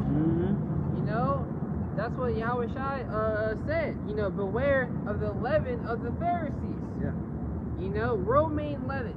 I believe romaine lettuce, and I just remember this. You know, I don't remember exact, but the content, it's like 80% water. You know, romaine lettuce is 90% water. You know, like brother said, you've never had a salad to say, "Ooh, this is bitter." Well, if you have the palate of a 2/3 nigga, yeah, lettuce is gonna be very bitter. Yeah, that's why niggas love candy and shit. Yeah. Dude, ever since we did the horseradish, put a little maple syrup or honey in my drink, it's not even sweet no more. It tastes kind of bland, you know. And so it's good to have the bitters, you know. Hey, Jake White saying that shit because he got worms, bro. The worms is talking. You're not having no bitter because you got worms. You got Yeah. tapeworms. Right. The worms say, nah, don't. No, don't eat that Don't. bitter shit. Don't like do the it. You sweet don't shit. need it. Sit in your stomach. Cause them worms got them. They them got brain too. Yeah, they got they have a spirit. They come with a spirit, an energy. They're opposing spirit. You know. Yep. Yeah. Jake don't got enough microbiome in his gut. You know, to fend off those worms. And the bitters help. You need bitters. You know. Shoot, brothers speak on cloves and things like that. You know, ginger, garlic. It's good for the body. It's good for the digestive system. You know, it is good to remind you. I know it's when we were eating those the horseradish, you can feel like stress being relieved. You know, in your like in your joints and stuff. You know, you have a bunch of tension in your neck. You kind of felt it kind of relief. You know, because we're being weighed down. We can see the spirit realm. You know, angels trying to hold us down. This is most definitely a fight. We need those bitters because bitter times is coming. Matthew 24, verse 24. For there shall arise false Christs or anointed and false prophets, and shall shew great signs and wonders, insomuch that, if it were possible, they shall deceive the very elect. Yeah, if it were possible. The elect is not fooled. But, that's why brothers say you gotta have the, what is it? Potato salad? You know, come on, potato salad. Now, I don't like potato salad personally. But, barbecue chicken. Don't get me wrong, some people cook good potato salad, but we got 2% milk in there. Everybody going home. Goddamn congested. Got the itis. They ain't ready to run. After the barbecue chicken and potato salad, you think you ready to run? You think you ready for the Egyptians to come and pursue after you? You fool as hell. The elect can see past all the gimmicks and how corny you guys look on that stage. That's a good point. Because, a lot of people, they eat, not for necessity of it, they just eat to eat. We eat to live, not live to eat. And that mentality's been taken in the truth, man, to these weirdo teachers and leaders, man. They want to party and be full of pleasure, eating just for the sake of it, besides, the true benefits of what we're dealing with. Yeah, bring a precept out. This is the book of 1 Samuel chapter 15. This is the book of 1 Samuel chapter 15 verse 22. It says that Samuel said, the Lord have a great delight in burnt offerings and sacrifices. Yeah, when you brothers watch that the King David show, on Prime, you had Saul chilling at the party at the feast. Samuel come. I'm talking about the show, not what actually happened. Yeah. Samuel come. He was like, they try to quote the scriptures. What's this bleep in my ears? You had Amalek tied up, and the dude was like, he's a damn sorcerer. He's a cannibal. Why we got him here at the feast? Right. And you had Samuel come and was like, yo, what you doing? Like this party and stuff. He was ashamed. Saul was like, it was more about his pride. Don't correct me. Don't talk to me like I'm a kid in front of everybody. I did exactly what he said. Yeah, trying to get the glory for himself. Yeah, but this is 1 Samuel 15 and 22. When Samuel said, the Lord as great delight in burnt offerings and sacrifices as in obeying the voice of the Lord. Go ahead. Behold, to obey is better than sacrifice. To be obedient is better than to offer a sacrifice. Or pray for forgiveness when you knew what you ought to be doing. It's better to just to do that which is right. Yeah, you're gonna slip, you're gonna fall, but you don't do things willingly. You don't sin willingly, and that's what a lot of you guys are doing. You're willing to take the easy way, which there is no easy way. There's one way, and it's a straight gate. Everything else is a broad gate that leads on to destruction. Yeah, brother. It says, and to hearken, 1 Samuel 15 and 22, and to hearken then the fat of rams. Yeah, and that's what these guys, you know, they're hearkening to the Lord, right? They'd rather have the fats. You know? They out here living good off the congregation, man. Taking advantage of silly women. All right? Yeah, man, and you can honestly, a spiritual man, we can see the face of you guys. Like, folly is all over you characters. Like, personally, when it's time to get serious, I don't want to be anywhere around you guys. You know? Well, you know? We can see the confidence on you guys. Brother Isaiah 3 and 9. Mm-hmm. Right? The show of thy confidence is a witness against it. We can see it on your face that you guys haven't been through nothing before. You know, the Lord, the Spirit of the Lord, you don't got light in your confidence. Your face is not shining. We can tell because we got the light. You know, starting with our apostle and it was a great millstone. Yahweh Shai, the Spirit of Yahweh Shai is dwelling in us. Yep. Why you niggas, spicks, wetbacks, you got Christ dwelling in you. You know, the spirit of an Edomite. Yeah, brother. Yeah, the Lord said, look, just, you know, pretty much just do what I ask. Mm-hmm. You know, the hell with these sacrifices, do what I ask. You know? It's like, sorry, go ahead. if you got a woman, you tell her to do something, you know, make me a meal. Well, I want to make the bed first. I want to do this and that. Well, you know, I took the trash out. I'm hungry now. Go cook me something now. Yeah. You know, the hell with that shit can wait. The hell with that. That was the spirit Saul was in. That's why Yeah. Because he thought he had another agenda for the lamb and stuff that he grabbed up that the Lord told him to destroy. He said, well, I was going to make a sacrifice unto you. And that was justification. The Lord just said, do what I told you to do. Do what I told you to do. Yep. That's what Elijah said when he came on the widow and her son. She was like, well, I was going to do this. He said, no, make me my bread first. You know, make the cakes first. Yep. You know, and then, you know, this house will be blessed. You know, if you want to be, you gotta be obedient if you want your house to be blessed. And can you imagine if she was in that nigga woman spirit? Her and her son would have been through. You know? You had the elder Ayathon, you know, GMS on air. Well, he has another channel page now.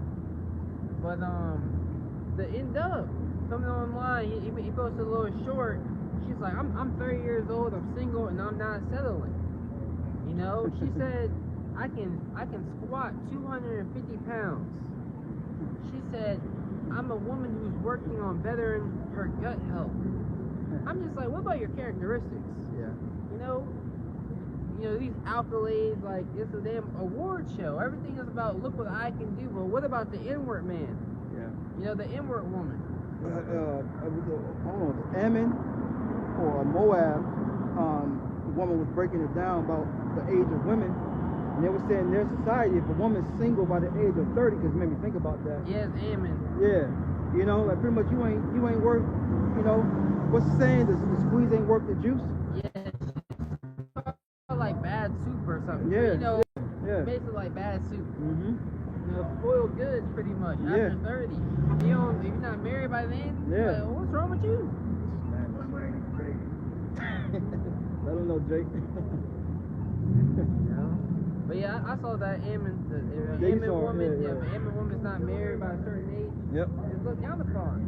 And Yep. a lot of you Jakes, you've been given this time of grace, you know, to get yourself in order. You know, and you've been in this, you've known about, you know, Israel all this time.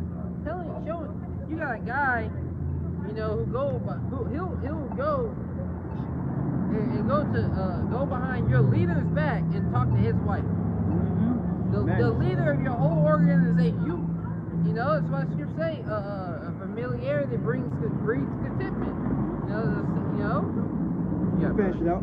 1 Samuel 15:23, for rebellion is a sin of witchcraft, and stubbornness is as iniquity and idolatry. Because thou hast rejected the word of the Lord, he has also rejected thee from being king. And a lot of you guys are going to be rejected. You know, you're in the spirit of a witch, you know, trying to push an enchantment in your own agenda to bend the people of the Lord, the sheep of Yahweh Shemau Shai, according to your tune. Right? Being stubborn, not receiving correction. Right? And the Lord has rejected you guys for being a judge and a king. It don't take much. You know, only a matter of time. This is the sentencing period for you, Jakes. In the time of Jacob's trouble, you Israelites, day of the circumcision, you're gonna catch holy hell. You know, the death angel's gonna come, you know, and come and break up that house, because you don't got the blood of Yahweh Shai upon the doorpost of your mind. What do you think the Passover is all about? You know, to remember of that death angel, you know, coming, you know, and slaughtering the Egyptians. But imagine if a Jake didn't put the blood on the doorpost, the death angel would have came to that house too. You know, and those angels, those spirits created for vengeance, are gonna come after you guys, right? Can you get that Revelation 16:15? Yep. This is Revelation chapter 16, verse 15. Behold, I come as a thief. Blessed is he that watcheth and keepeth his garment. And what does a thief do? A thief comes to spoil, you know, to break up, to take captive, you know. In the scripture say, how shall a strong man's house be broken up unless the strong man be bound up? But you've been bound up in your mind. You guys are slaves to your lust. You're servants to your lust. You know? And Jake don't even realize. Jake don't got no control over what they do. They don't have the will to fight off their temptations. That's why they submit. They're under the subjection and the authority of their lust. That's a great point, because people surround themselves around people with the same lust that they have. Mm-hmm. So in order to come out of that, you got to separate all those people that you surround yourself with, those environments. And that's hard for Jake. Yeah, you can't see them guys as you can't see these self-proclaimed leaders in Israel as lame. I don't know what. It is what it is. You know? Read from top. Yes, Revelation 16 and 15. Behold, I come as a thief.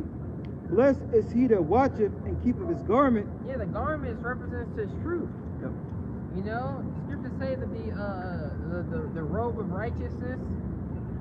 You know, you're supposed to put on you know, truth as a breastplate. You know, you're supposed to wear this truth. You're supposed to put it on.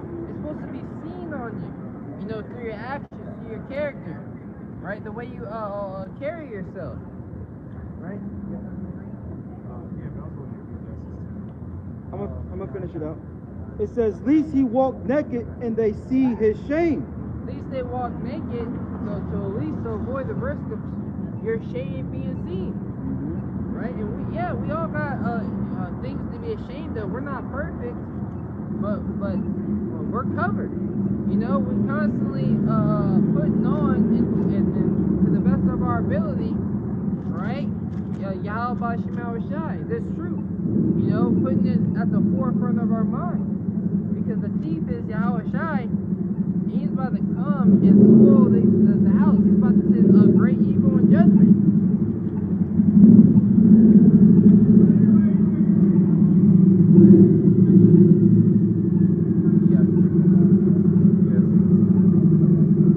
So Amos chapter 9.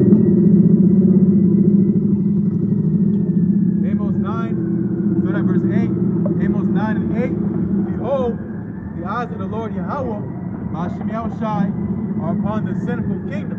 Yeah, the eyes of the Lord, the eyes of Yahweh Bahashim Yahushai are upon the simple kingdom. The simple kingdom, you know, is ultimately Israel. You know, the land of Israel was Yahweh. The Lord said, "This is my favorite place. You know, my eyes are always on it." Right? But these days, it's a people. Israel has always been a people before it's a place. So the Lord's eyes are constantly on the children of His people. Right? In the kingdom of Israel, right? Because we're supposed to be a kingdom, you know, that exudes in righteousness. We've become a kingdom full of sin, right? And the Lord is displeased with the sinful kingdom that our people have become. Yeah, brother. Yep. Amos 9 and 8. Behold, the eyes of the Lord Yahweh, Hashem Yahushai, are upon the sinful kingdom, and I will destroy it from off the face of the earth. And I will destroy it from off the face of the earth. So you wicked Israelites are going to be destroyed. Is it not for you to know judgment, O house of Israel? You know? So-called elders. You so-called elders. And, man, if you can't see that these guys ain't right, you're going to receive the judgment that they receive. The judgment of the prophet shall be even to them as seeking unto them. Right? Finishing Amos 9 and 8 says, saving that I will not utterly destroy the house of Jacob, save the Lord Yahweh Bashmi Yahushai. Yeah, because like we read earlier, at least the Lord have left a very small remnant. You know, we've been like, you know, to Sodom and Gomorrah, we've been a nation never to be built up again. Because leave it at the hands of you evil leaders, you have a mindset, the mindset of an Esau Edom. You can't get that. You know? Go whenever you're done. So, yeah. Ecclesiastes 10 in verse 16, it says, woe to thee, O land, when thy king is a child, and thy princes eat in the morning. Yeah. Woe to thee, O land, when thy king is a child. You so-called elder, you're a bunch of novices. You know, you're elder by title only. You know, you're a leader by title only. You know, where is your merit? You know, where are your works to back up, you know, that rank that you've given yourselves? Guys riding on a horse. Here, you didn't even keep the Passover the night it was supposed to be kept. Kept it on the day before. So all Israel can see your folly. Yeah, they keep Saturday, Sunday, Sabbath. IUIC, right? IUIC. I know Genesis does it on Wednesday night. You know, selling online tickets. You know, but it says, "Woe to thee, O land, when thy king is a child. You know, who eat in the morning. You know, in the morning you're supposed to be getting things done. You ain't supposed to just be chilling. You know, consuming your lust. As soon as you wake up in the morning, it's all about your pleasure, what you want done. Nah, you a king. You got tasks. You got to-do lists. You got people to govern, right? And you consuming all the resources of the land for yourself. You know, that money that you so-called collected, you know, the online, that should have been put aside for tithes. You know, to help people out. You know, shoot, even the Christian church, when they have conventions, right? They'll have conventions. You know, okay, this is how much it is, but they'll tell you, okay, it's $200. Okay, you can't pay for it. Can you give 90? Yeah. Actually, you know, well, we're gonna cover you this year, so you guys can enjoy, come to the convention. Even the Christian church would do that. Yeah. How is the Christians more righteous than Israel, Yasharallah? How has the gold become dim? I know, right? Yeah, precept. Okay. Let's finish this real quick, and then the brother, and then we'll get your precept, and then we'll go back to you. Ecclesiastes 10 verse 17, blessed art thou, O land, when thy king is a son of nobles. Right, when thy kings, and the noble is not just, it's not, well, what is my Braveheart, right? Wallace, he said your title gives us right to ownership over our land, but men don't follow titles, they follow courage, right? And the Lord have given, you know, men who are very courageous to come out his word. What did he tell Joshua? You know, be not afraid, be very courageous. You know, all the days of thy life shall men not be able to stand before thee. Just do what I command you. And you guys ain't following those footsteps. You guys are those spies with the false report, of a fearful report. Now, I don't want to eat the bitters. You know, just your mindset behind it all. It's disgusting. You know? We'll read it again, and then we'll get precept. Ecclesiastes 10 and 17, blessed art thou, O land, when thy king is a son of nobles, and thy princes eat in due season, for strength and not for drunkenness. That's right, when thy princes eat in due season, for strength, for necessity, right? They do things for necessity. Eat, you know, when actually you need a strength so you can continue on and forwarding the kingdom. Not in drunkenness, not in wine, in drunkenness, wantonness. You know, just because you got it don't mean you gotta spend it. You know? You got your little extra FRN notes. You don't gotta splurge out everything you do because want it, it's gonna be needed for the kingdom that you're running. Can I get your precept, bro? Yeah, let's go into their sacrifices. This is Ecclesiasticus, also on Sirach 34, and I'll start at 18. It says, he that sacrificeth a thing wrongfully gotten, his offering is ridiculous. And the what version is that? What scripture is that? Sorry. Sirach 34. Okay. And 18. Okay. It says, he that sacrificeth a thing wrongfully gotten, his offering is ridiculous, and the gifts of the unjust men are not accepted. It says, the Most High is not pleased with the offerings of the wicked. And the Most High is not pleased with your offerings. Those who are wicked, you know, these gifts, you know, you parade around. Yep.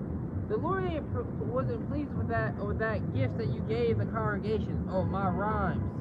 You spent all your time instead of doing lessons, and these niggas get on. And did you see this damn of the deacon? This nigga was wearing a suit with his legs open, sitting on the chair, looking like a complete weirdo. And these dudes are weird. They're a bunch of weirdos. This guy talking about booty and all this. Yeah, you know what's funny? Me and Brother Raw always talk about this. You know, we could tell who was like, you know, like a brother. Like, yeah, we would have hanged this brother in the world. You know what I'm saying? Yeah, that's what I was saying earlier. Yeah. I wouldn't have hung out with a deacon. Yeah. A brother inside in the world. Nah. Nah, I'm good. They be the ones to tell your woman, oh, you know he was over there talking such and such. Yeah. you know you Them niggas. Yeah. Gossip. Yeah. Yeah. Trying to get the ladies. Yeah. Yeah. His woman come talk to you, you know? Right. You're like, yo, what you doing up here, girl? Right. Man, leave me the hell alone. You like lames. Come. Yeah, bro. It says, Sirach 34:19, the Most High is not pleased with the offerings of the wicked, neither is he pacified for sin by the multitude of sacrifices. Yeah, by the multitude of sacrifices. You know, the reasoning of men, your reasoning has been because everything we do is a sacrifice. We sacrifice our time and our energy, you know, to put forth, you know, edification. Let all things be done unto edification. But you guys are sacrificing your time, you know, as you said yourself, you know, well, once I'm done, turn off the camera, you know, this ain't my full-time job, you know. I'm going to the garage, hopping into something nice, you know. Getting picked up by a man. Who the heck?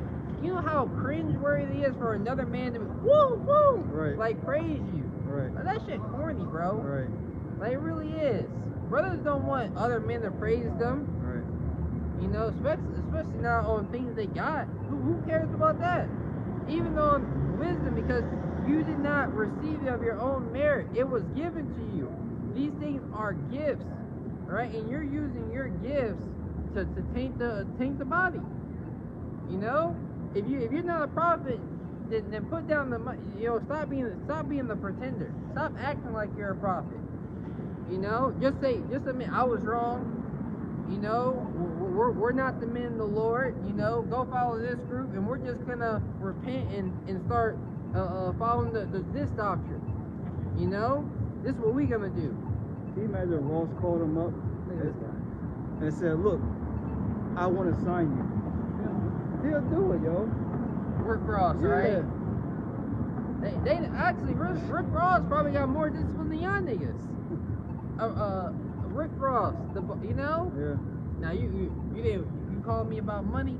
You know, they probably call him and talk about the basketball game. This nigga talking about, no, I want to talk about money. Yeah. You know? Because it's evident they're showing who they're serving. They're serving the God of Mammon, man. Yeah. You know? And seeing that, you know, Ross has, you know, pretty much served that God to the teeth. So he said, the only thing he talk about is getting money. They getting money. You know? They'll drop the Lord faster than anything, man. Yep. that was it.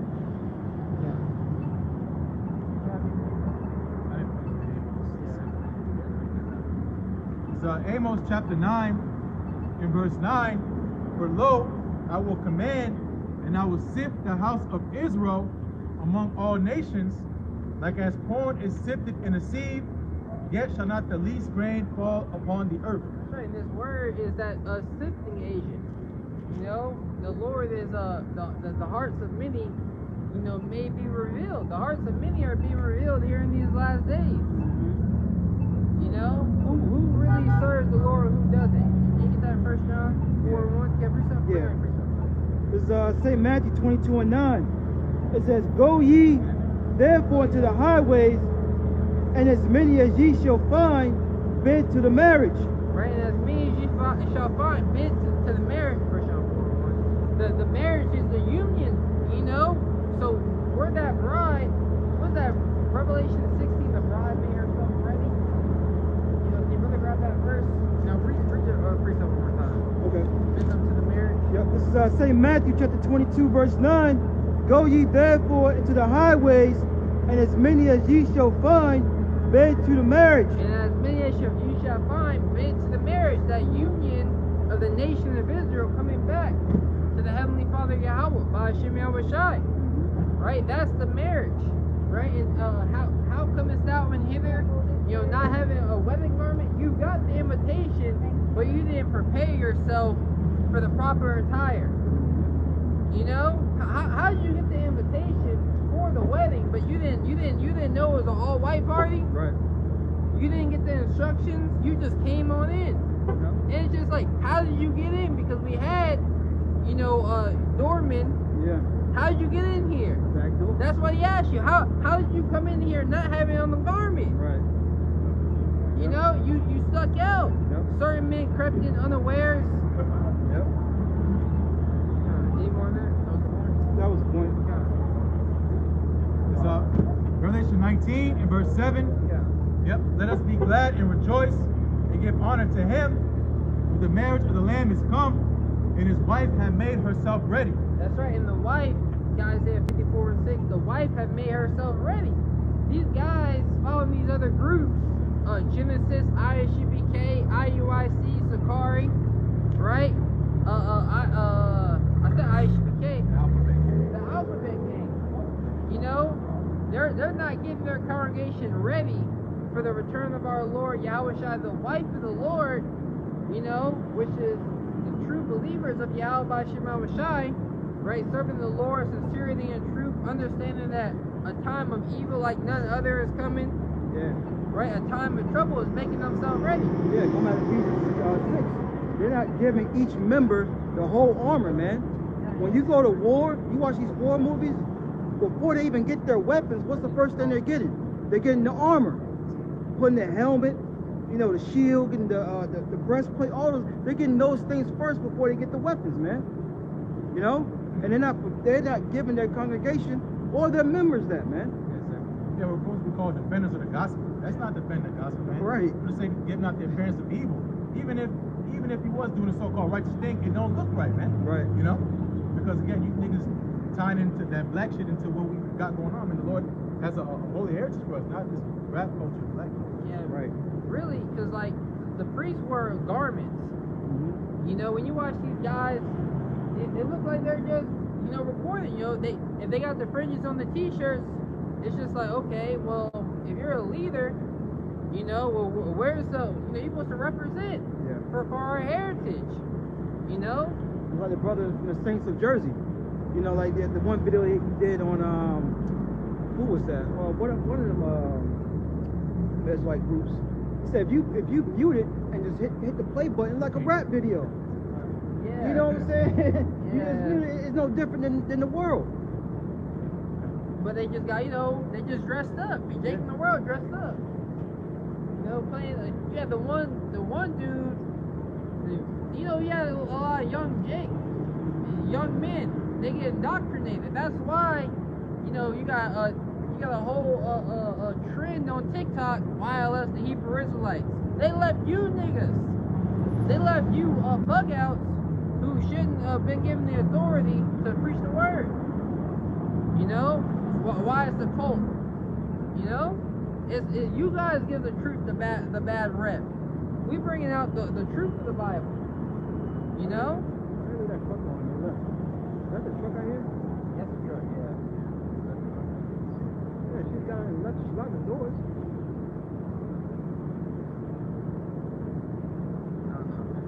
Yeah. Revelation 19 and verse 8. And to her was granted that she should be arrayed in fine linen, Oh, go ahead. white and clean, for the fine linen is the righteousness of the saints. Yeah, the fine linen, right? That the woman, right? The true believers of Yahweh Shemel Shai, that they would have fine garments on, and this, not so much, you know, just the outside garments, but in the spirit, right? The righteousness, their righteousness will show who they really are. Their faith in Yahweh Shemel Shai, how they carry themselves, you know, the doctrine, the 100% truth. And I'll get you where you need to How can go. two walk together except they be agreed? We're not here to walk with everybody. We're here to keep pace with our Lord Yahweh Shai.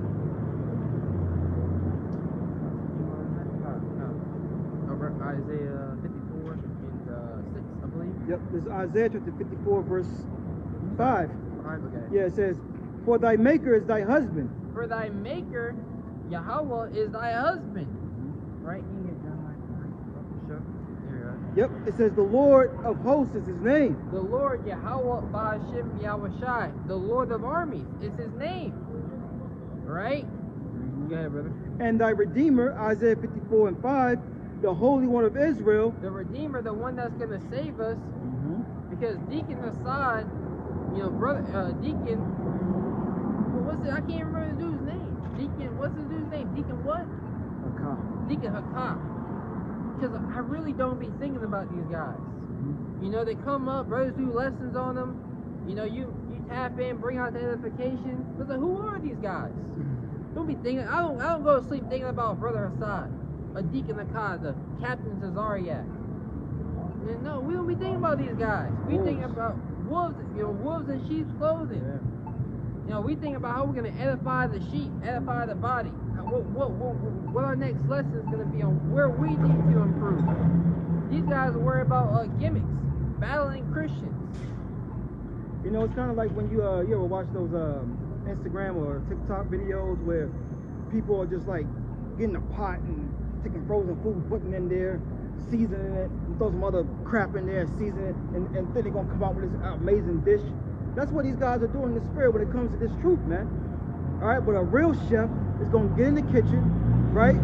They're gonna prepare it. They're gonna take their time. All right, they're not gonna just put something together and say, "Here you go." You know, at the water of Yahweh Shemel Shai for our apostle Elder Great Millstone, man. The true leaders of Israel that's leading the flock the right way, that's been cooking that meal the right way, that's been seasoning it the right way without leavening it, man. Okay? Yeah, but they the male version of cooking with Kaya. You know, they look good on the outside, but then when she cooking basic food. Yeah. There ain't no talent in that meal. Yeah. They don't got no talent. Now when it comes to breaking down the scriptures, Yep. you know, That's why you take books out, put in fillers. You know what I'm saying? the Gorilla Hebrew Bible. A Bible from the Gorilla Hebrew. Right. Brute beast made to be taken and destroyed. A brute. That's right. You see a gorilla at the zoo, this thing will run into the the barriers that he'll run into it. Try to scare you. Like he can do harm. Thinking the wall is here. Right. Yeah, bro. Yep. Isaiah 5:54 and 5. It says, "The power of the whole earth shall he be called." Verse 6, "For the Lord hath called thee as a woman forsaken and grieved in spirit." Yeah, so we're supposed to be, you know, lowly. You know, we've been brought low here in this captivity. But Jake want to live it up. Like, you know, what if I can't afford the 100? Can I come to the Passover still? Right. Maybe next year, brother. Maybe next year. The seats are full. Get your weight up. Get your weight up. You know, I didn't even know Passover was going to be this week. I get no invitation. I'm subscribed to your channel and everything, I know, brother. right? You know, you just do a random announcement in Charlotte, or what if I wanted to come? Yeah. $25. You know? Said it costs a dub, nigga, it costs 25. And the way you guys had the prices set up was showing you trying to get the most because those fees they take for those transaction fees. And you see why Apostle Hart did that video on keeping it at home. Cutting them niggas, man. This ain't about the bread, yo. I'm gonna calm my spirit. Just like you get mad, man. He that loveth riches shall not be satisfied with riches. You know? You got any more, brother? Yeah, I'm finishing out. Isaiah 54:6. For the Lord called thee as a woman forsaken and grieved in spirit, and a wife of youth, when thou that was the point. When thou was refused for power. That's all you want, right? Verse 5? Read verse 7 and 8. Okay. It says, when thou wast refused, saith my power.